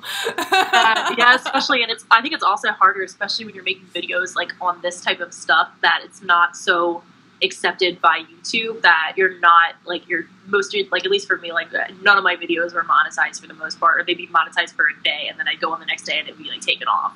Really? And so I think it's like also disheartening, because it's like I always thought with like YouTube, I would want to make videos that I was passionate about, and I could tell like after once I kind of started making videos and it was exciting, and I would make other videos, and then I wouldn't really be like, I feel like I was just kind of forcing videos out. It wasn't like I was passionate about them, so I'd go back and like delete them and private them. And then I'm also like a really harsh critic on myself, so yeah, it's like even when I like put a ton of effort into something and I put it out there, I will like look at it until I hate it, and then I'm like, oh no, I can't believe I put this out there, and then go back and delete it. And then what happens is like all my videos are like private on my channel right now, and then I feel like a lot of that too is just me trying to conceal like that alternate identity. I'm almost like living like a Hannah Montana life, I feel like, where it's just like I'm online I'm this person, and then in real life I'm trying to be like professional and not. Well, that's why I didn't come out with my real name, you know. Yes, like, that's why I never listed my real name on there. well, now I do, so everybody knows. Yeah. Yeah, with mine it was like I would still link my Instagram, so it wasn't really that hard if you really looked. But Yeah, but like I feel that's why like I wanted to connect with other psychonauts and other people that I look up to, my peers, because like it just, you become inspired, and like you inspire me and I inspire you, and we create beautiful content and we're really proud of it, and like, you know, like stuff like that, like that's what I want to get into, more of like working with other people in the collective, because like after a while it's just like, well, it does feel like it's all about me, you know, like and I mean it is, but at the same time like I don't want it to be that. Like I want other people to get involved. I want us to all work with one another. I want us to be cool with one another, and like that's really hard to find, you know, again, being a woman in, you know, this, and you kind of just have to be like aggressive and like talk like the boys and all, and I just don't want to pretend to be that, you know, because I'm not. Yeah. And I think it's cool. I feel like YouTube has built this like new community of like consciousness, like, or like people who talk about psychedelics, and it's like a very small community on YouTube, but I feel like it's growing. And now that you have YouTubers like Psych Substance, who are just like huge and massive, but he's making content that is somewhat controversial, I think that's a really good step in a new direction. But I'd like to see more YouTubers like grow to be that big as well. But I think YouTube is like slowly, they're trying to shut all of his channels down. Well, also, like, to tell you the truth, it's all marketing. Like, that's one thing that I didn't even realize. Like, I didn't know shit when I first got on. Like, when I first started making videos, I didn't know what the hell I was doing. Like, oh yeah, I still wouldn't even know what I was doing. Well, now more so, like, I get the game. Like, I get everything. I get it's like visual and audio and like pumping up the saturation and angles and this and that. Like, I get the aesthetics of everything now, and how much marketing goes into it, and like key search terms and all these like things that I just wasn't aware of. Like, a normal human mind doesn't think that way. Like, so a lot of it's like marketing, a lot of it's just like, again, putting yourself out there and being that authority. I find the more people come across as the authority on something, the more people buy it. You know what I mean? Like, that's just because we're just like, you know, I don't like, we're just real. We're real fucking people. And we're honest, you know? And, like, that's the difference. We're just honest. Because, like, why would I lie and just say I'm this authority and all of this stuff? And, like, that's why, like, that's a gimmick. That's, like, and also I feel like that's a messiah complex that, like, a lot of people in the community have. Like, I have to be this person that's like Jesus and tell people what to do.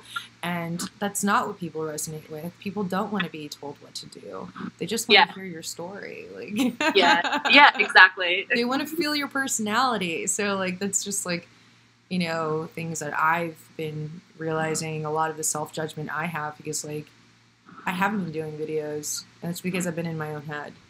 Yeah. The more people watch, the more terrified I am. Mm-hmm. Yeah, no, that's something I noticed about myself too. I remember like my DMT video, I think it was that was like my biggest one on my channel. I think it hit, before I privated it, it was like 300,000 views, a little bit more than that. And I remember at first when it hit like 10,000, I was like, oh, this is cool. Like, this is cool. I'm like reaching an audience, people are commenting. And once it hit that much and it kept like kind of progressively getting bigger over like a couple years, I kind of freaked out too. And I was like, I don't know. How was that experience, and why did you freak out? I don't know. I think it just got to the point where I just didn't really, I didn't know it was gonna, I didn't know how big it was gonna get, which I didn't think I was gonna be like hitting 1 million subscribers in like another week or so. But it just kind of it was just weird, like having that many people watching me. And I think I got in my head. And I was like, I don't know if I even want this. Because I feel like at first it's like when you start getting a little bit of success on YouTube, you're like, this is dope. Like, I want to keep going with this. Like, I want to be a big YouTuber. Like, I want to keep like reaching people. But then once I kind of had a little bit more of a taste of it, I kind of went back and I'm like, oh, I don't know. Like, I'm like, and I think a lot of it is just being like self-critical and not, I think also too, I knew what I was talking about was so controversial that really like got to me too, where I was scared. Cause like mainly I think it was like, I didn't want to become huge. And then like, if that doesn't work out for me and I'm trying to apply for professional jobs, if they Google my name and then it comes up of me talking about drugs on the internet, I didn't want that to like affect me in the future. Yeah. But at the same time, I think you just have to like, I feel like nowadays too, like our world is becoming so much more accepting of so many different things. And I'm hoping that, well, for me, it's just like Vice talks about this. Come on, like seriously. Yeah, like, yeah, that's what I keep telling myself too. I'm like, I think actually, now I think it was Vice that ripped off Psych Substance. Yeah, we're gonna talk about that. Oh yeah, like I totally, I reached out to him like a year ago. He didn't respond. Obviously, he probably has so many people like messaging him. But I saw this like Vice clip of this guy that was in this lab coat talking about psychedelics. And they did a rip on Psych Substance, but they changed it. Wow. And I was like, yo, Vice stole your shit. Like, they stole everything. Like, but they replaced you with a younger guy with hair. Oh, my God. It didn't take off, I think. But, like, because, like, but I was the first one that realized. I'm like, wow, like, major media companies are just pretty much ripping off, like, real, authentic YouTubers. Yeah. And, like, that's what we have to work up against. Like, people like BuzzFeed and fucking Vice and freaking, like, all of these, like, corporate entities just, like, ripping off our content. And then burying, you know, all of the creative influencers, whatever the fuck you want to call yourself. But the creatives, and, like, you see that a lot, you know, and, like, it's just, it's really shitty. I hope you keep on making content.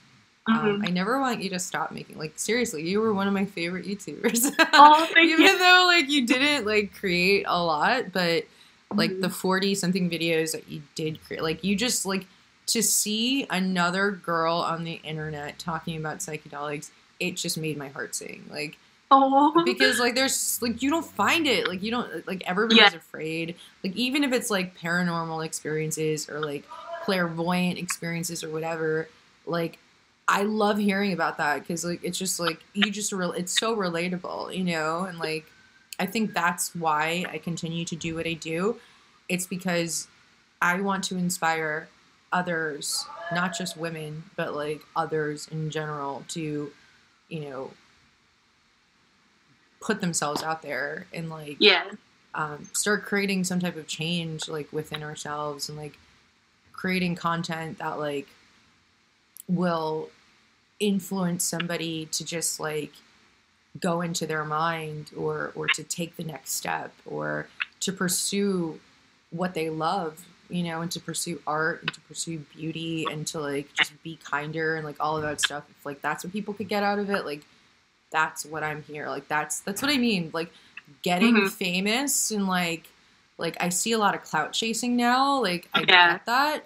But, like, if you don't have that perspective and it's, like, really pure, like, again, like, I don't want to judge others. Like, it's really hard. Like, you can't really judge others for being a clout chaser. But, like, I know in my experience, if I can only help a few people, it's kind of just, like, speaking to them, you know, and helping. Like, we can't. And I think I saw this on Instagram somewhere, but it was a talk about somebody saying one person can't reach the world. And it has to be on an individual level with a whole group of people, like a community, just, like, working within their own communities and helping their immediate community. And, like, that's how we have to, like, work and, like, all work together. So, like, that's why I feel like it's not about the views. It's not about the clicks. Yeah. It's not about any of that, at least to me. Like, and if it is to other people, like, I get it. I get it. And it's really hard because, like, what you're competing against is an algorithm that gives you dopamine when you get validation. Like, it's like, yeah, that's a lot. Like, oh, shit. Yeah. Oh, yeah, absolutely. And I think, like, because I think when I first started, I definitely had, like, super pure intentions for just putting myself out there. And then I feel like it's almost easy to lose yourself. And I had it on a very small degree, but I know, like, I can't imagine, like, these bigger YouTubers who just suddenly blow up. It probably, like, hits you all at once and you just you're suddenly getting all this attention online. And then I think that's when people start the clout chasing and everything like that. I feel like that's not as common in at least the community that we're in. It's a little bit more, I feel like it's not so, like, you know, like, I feel like it's like a lot of, you see the like people, like the stereotypical like YouTubers who are just like pursuing like, you know, becoming like Jake Paul or something like that. No offense to him, but like. No offense, Jake Paul. But, you know, like, I feel like when the judgment does come in, like, it just, there's a lack of, like, compassion, really. Yeah. And, like, I might not agree fully with you, and you might not agree fully with me on a lot of things, but it doesn't mean that we can't love each other and support one another. You know? Exactly. I think, like, part of, like, having friends and like interacting with people, it's like you have to empathize with them and understand that nobody's going to have the exact same views of you, like, with everything. And I notice that a lot, especially when it comes to like politics and stuff. Like, if somebody has a different political opinion from somebody else, all of a sudden that person is like, I will never associate with them, I will cut them off completely. And like, I understand that it's like sometimes like with super controversial opinions, like sometimes you just can't be around people, but at the same time it's like, I think try to understand where someone's coming from, and just like, if you don't get along with someone in a certain way, like there's other ways you might get along with them. So I try to give everybody the benefit of the doubt, I think. See, for the most with part. me, I'm not about politics, period, because they're all crooks. Yeah, no, that's why I literally, like, I feel the same way. I don't feel like I fit on either side. I think both sides are completely fucked up if you go to an extreme on either side. Like, I, like, literally, I didn't even vote in the last election because I just feel like everybody running for president, I don't care who they are. Maybe I follow too many conspiracy theories, too. But no, you right. Trust me. They are all on the same side. Corporations. Yeah. Corporation of the United States. Like, that's all. Money talks, bullshit walks. Both sides are bought and paid for. Yeah. And they all are in cahoots with one another. They're all friends. All this political bullshit, the sides, it's all bullshit. And, like, that's what I mean by, like, when I see people that talk about the Dems, you know, like, what do they call us? The libtards and all of that stuff. Oh, yeah. And it's just like, dude, you think the other side's any better? They're both bought and paid for. They both suck.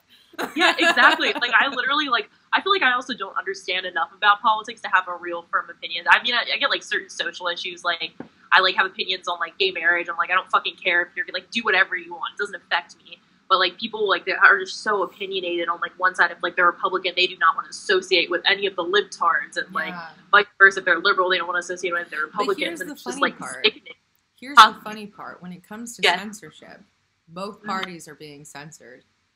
So, like, that's the issue that drives us all together and takes us all together, is because, like, it doesn't matter. Like, this is not a left or a right issue.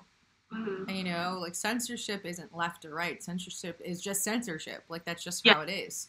And I just get very angry, like, when people fight over flat Earth and round Earth. Oh my God, it doesn't matter. It's all an illusory freaking experience that's projected from your mind.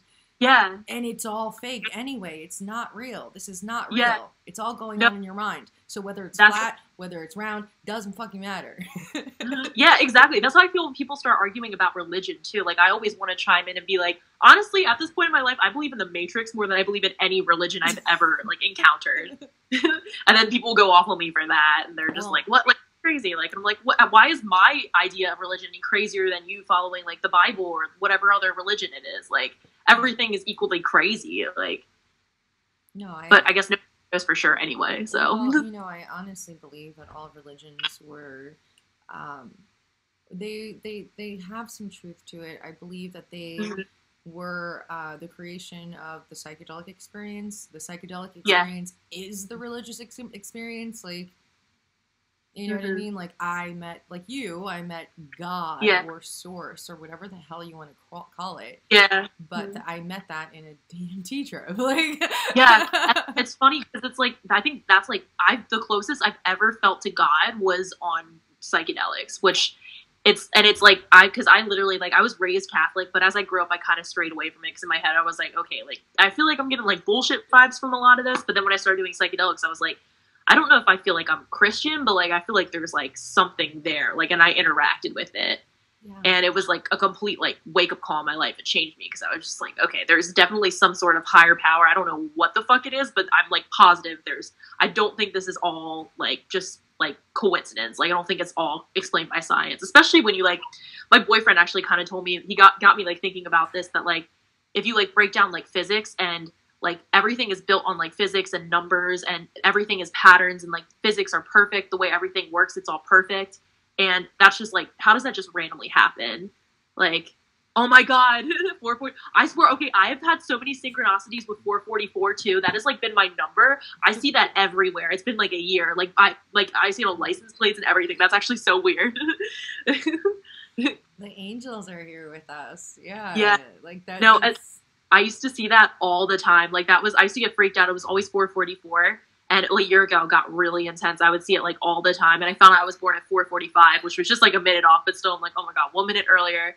And then I would tell people out there, and they're like, oh, it's just that you're just looking for it. And I'm like, I don't know, because then I Googled it and it was like an angel number and like all is well. I was about to get that tattooed, like 444 somewhere. And then I was like, I don't know. I hope this is just like a phase I grow out of in a couple years. I'm like, what the fuck was I thinking? Please. I already have sacred geometry tattooed on me.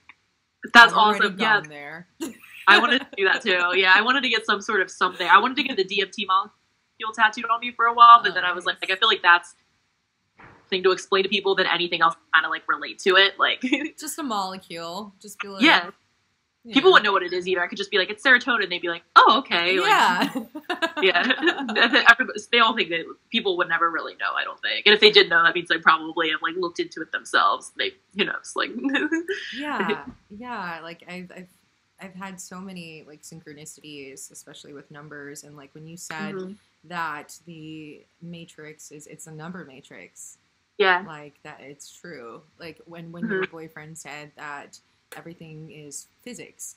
Yeah. Every single DMT trip that I've ever had has been an introductory mini physics class. The first experience I had, I saw myself on a subatomic level. So I saw these subatomic particles, but they were shaped like alien heads, which really scared me because I thought they were aliens. And you know how like when Terrence McKenna says that these like things go inside of you? Yeah. Like they went inside of me and it was just like showing my subconscious showing me this is what you're made out of. Yeah. And they're just subatomic particles superpositioned and entangled with one another. And like they're all vibrating. And like that's all you are. You are vibrating subatomic particles and energy. Yeah. So. Yeah, no, I totally see what you mean. And it's like, yeah, especially with like the numbers and everything, it's like I feel like if like the universe is made up of numbers and physics, what if that's just like the HTML code to like this simulation or like the video? That's because and I think they've even like discovered that, like, I don't really know too much what I'm talking about when it comes to physics and shit. Like, I'm not that smart, but like, I've read that like they have literally like physicists and like scientists, they found that there's like a pattern and a number breakdown to like the universe that is very similar to how video games are built. And then I've listened to like Elon Musk talk about how he's like positive that we're living in a simulation. And then, but when I start thinking about that, I feel like that's gonna make me insane because then I get like set on that thought and I can't shake it. And then that's all I think about. And then I feel like nothing matters because life isn't real. And then it's, oh God, I'm like, this is why people go crazy. Welcome like, I totally to my world. Yeah.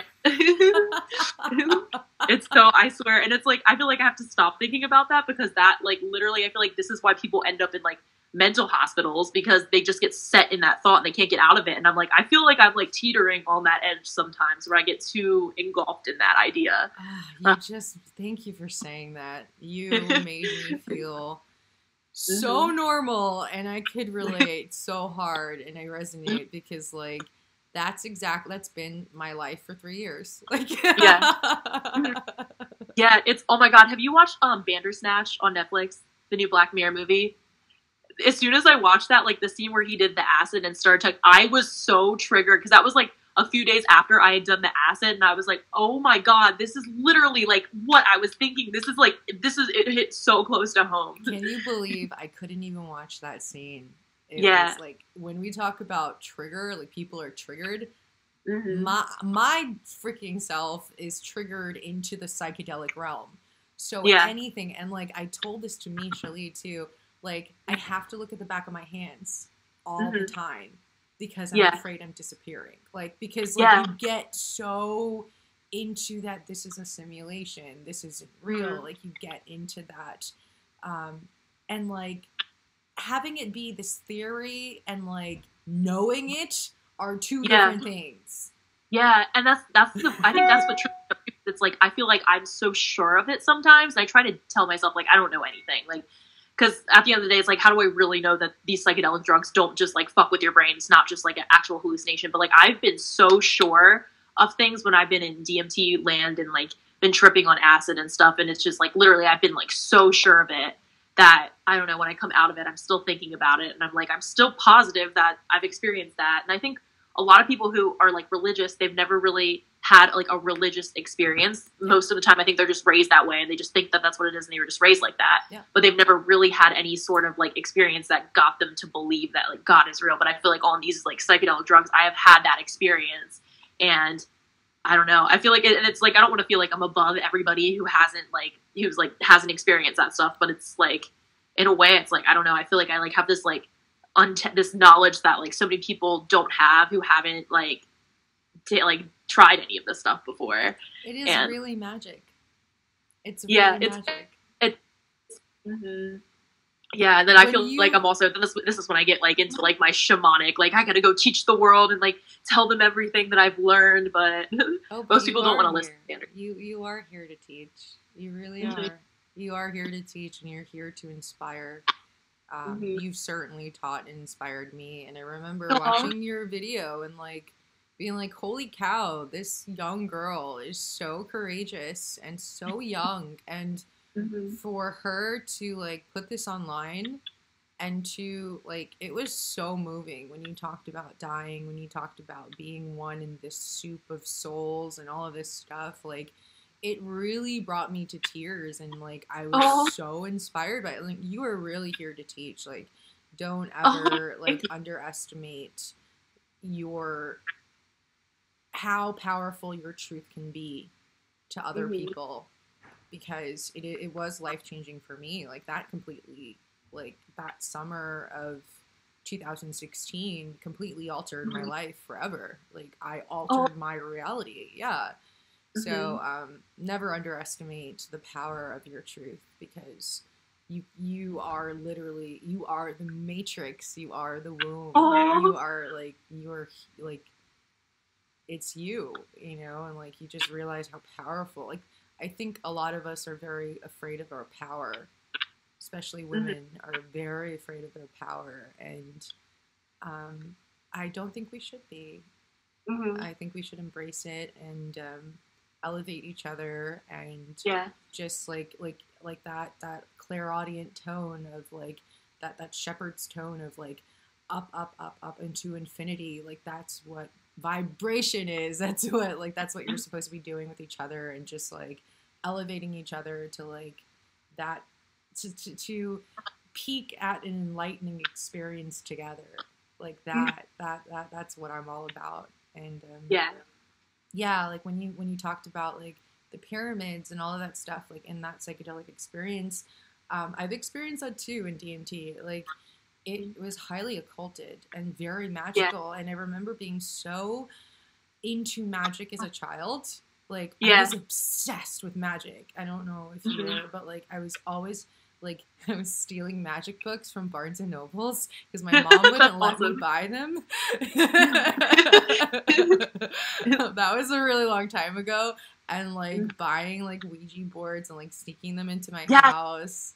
That's so crazy you say that. I got my first Ouija board when I was 8. Like, my dad literally, my mom was like, don't mess with that. And my dad was like, I don't fucking believe in it, whatever. And he bought me a Ouija board. And I remember playing with that when I was like 8 years old. Like, I was really into like creepy dark shit when I was little, but I attribute that, like, I think back, like, my parents didn't really censor what I watched, so I just watched a bunch of like really fucked up horror movies when I was way too young. So I think that's why I was like really into like dark things. And then maybe that's why when I got older, I was still kind of into like anything, like magic related, or like, I've never like really, I don't really understand witchcraft or anything like that, but I've been always so interested in like tarot cards and everything like that. And, like, you are witchcraft. You are magic. That's the magic of it. Like, you are magic.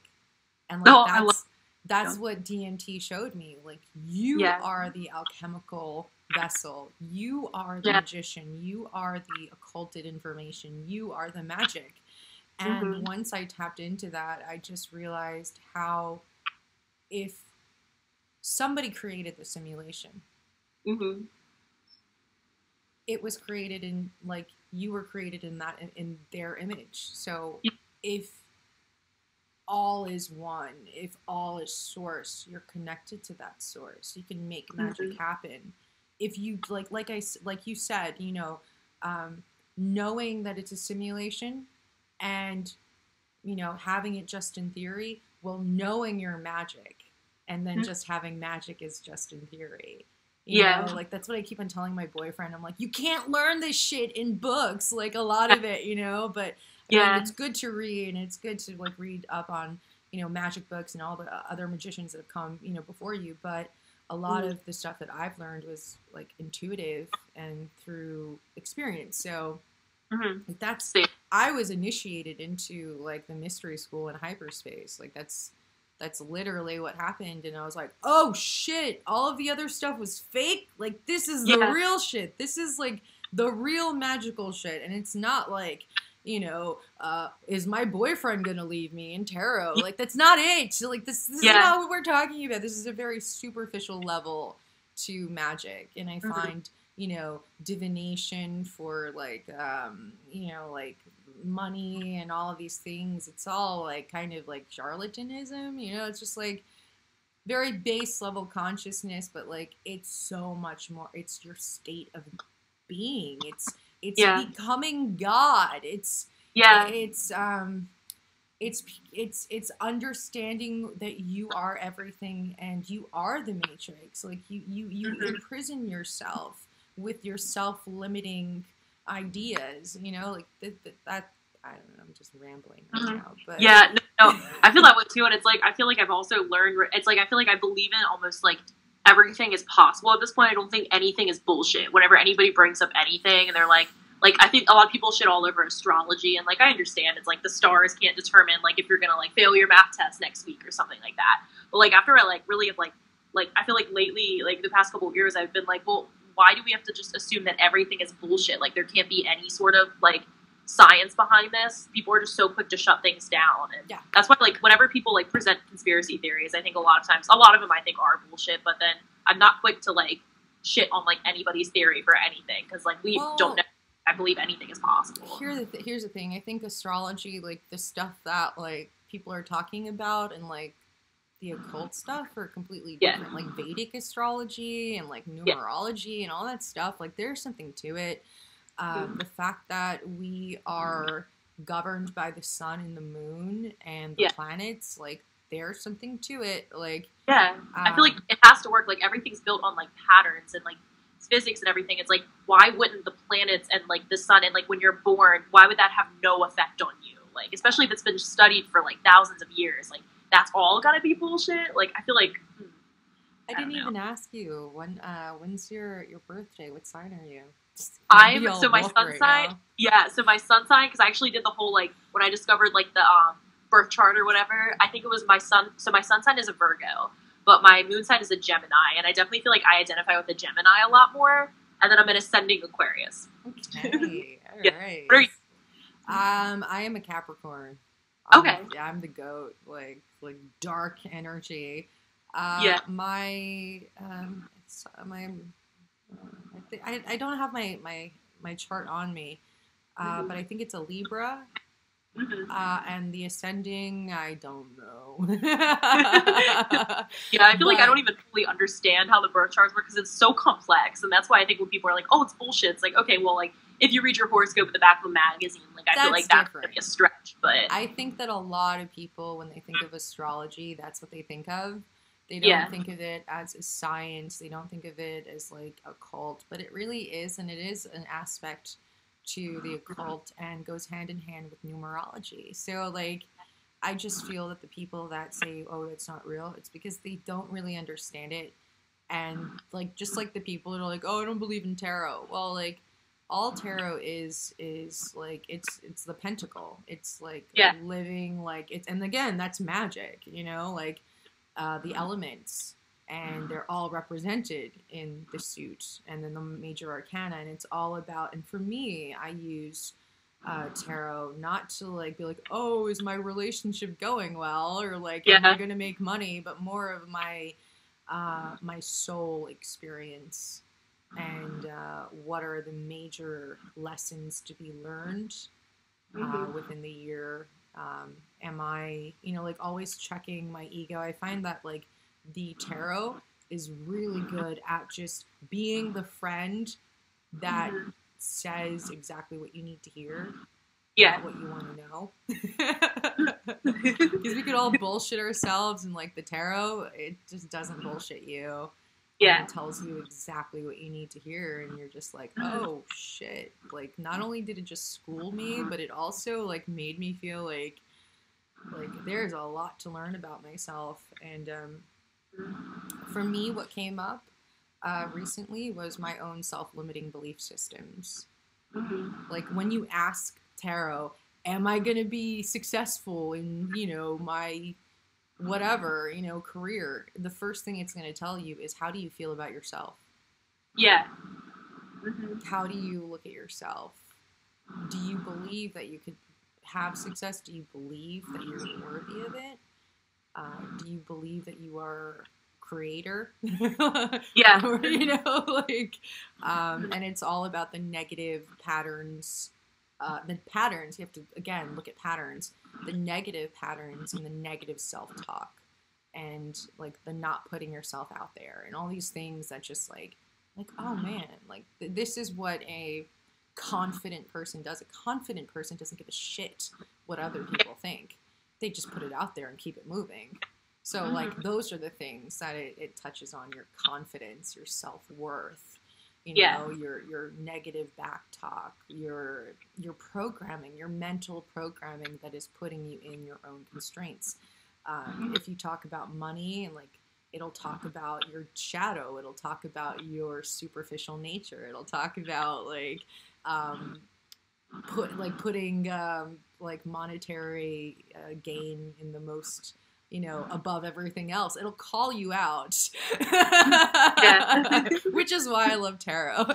Yeah. I haven't like really like looked into that too much. I have like tarot cards like actually like somewhere in my apartment. I'm like, I want to like look into this stuff more, and like now that I feel like I've like understood that it's not like complete bullshit, which like everybody tries to tell you. It's like, I want to look into this stuff more, and like, I don't know, like look deeper into a lot of it, because I think there's like, there's a lot of stuff there, and I think it helps you figure out a lot about your life too, yourself.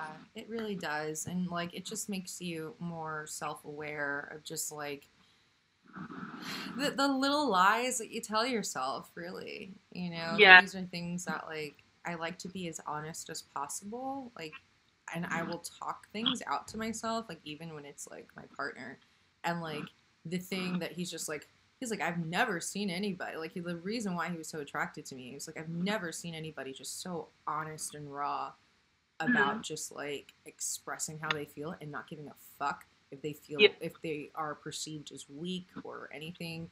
And it's because like, after experiencing like the near-death experiences I experienced, like, it's just like, it's all an illusion. So drop the illusions, drop the acts, be real. Yeah. Very true. Yeah. That's awesome. Oh my gosh, you've inspired me so much talking to you, actually. Oh, great! No, this is like so much fun. Like, I definitely want to come up and like, we should like, you said in March you're doing the modeling and everything? Yeah, like you can come up whenever you want. Like, you seem awesome, and I've admired your work for a really long time. And yeah, I'm really happy. I'm so excited to put this out there. Like, you don't understand. Yeah. Oh my gosh, me too. I was gonna say, like, this is gonna be like, this is what I wanted YouTube to be. Like, I wanted like Psychonauts to talk with Psychonauts. Like, put that shit, and like, yes, I love it. Oh my gosh, this went so well. I had so much fun talking to you. Thank you. Where can everybody find your social media, and if you care to share, if you want people to know? If you don't, that's cool. Oh wait, sorry, would you ask? Oh, what my social media is? If you want to share that. yeah, definitely. My Instagram is @JessicaGoudy, JESSICAGOUDY. And my Twitter is the same thing, except I got logged out of there and can't log back in. So, like, Yeah, don't follow me there. Which is like bad branding. I should probably figure that out at some point. And my YouTube is Heels and Hamburgers. And yeah, it's just HEELS and sign HAMBURGERS. Just hamburgers. I don't even think I spelled that correctly, but yeah. I'll link everybody. Awesome. Thank you so much. Like, I had so much fun. Like, you're really easy to relate to. Yeah, you too. I had so much fun too.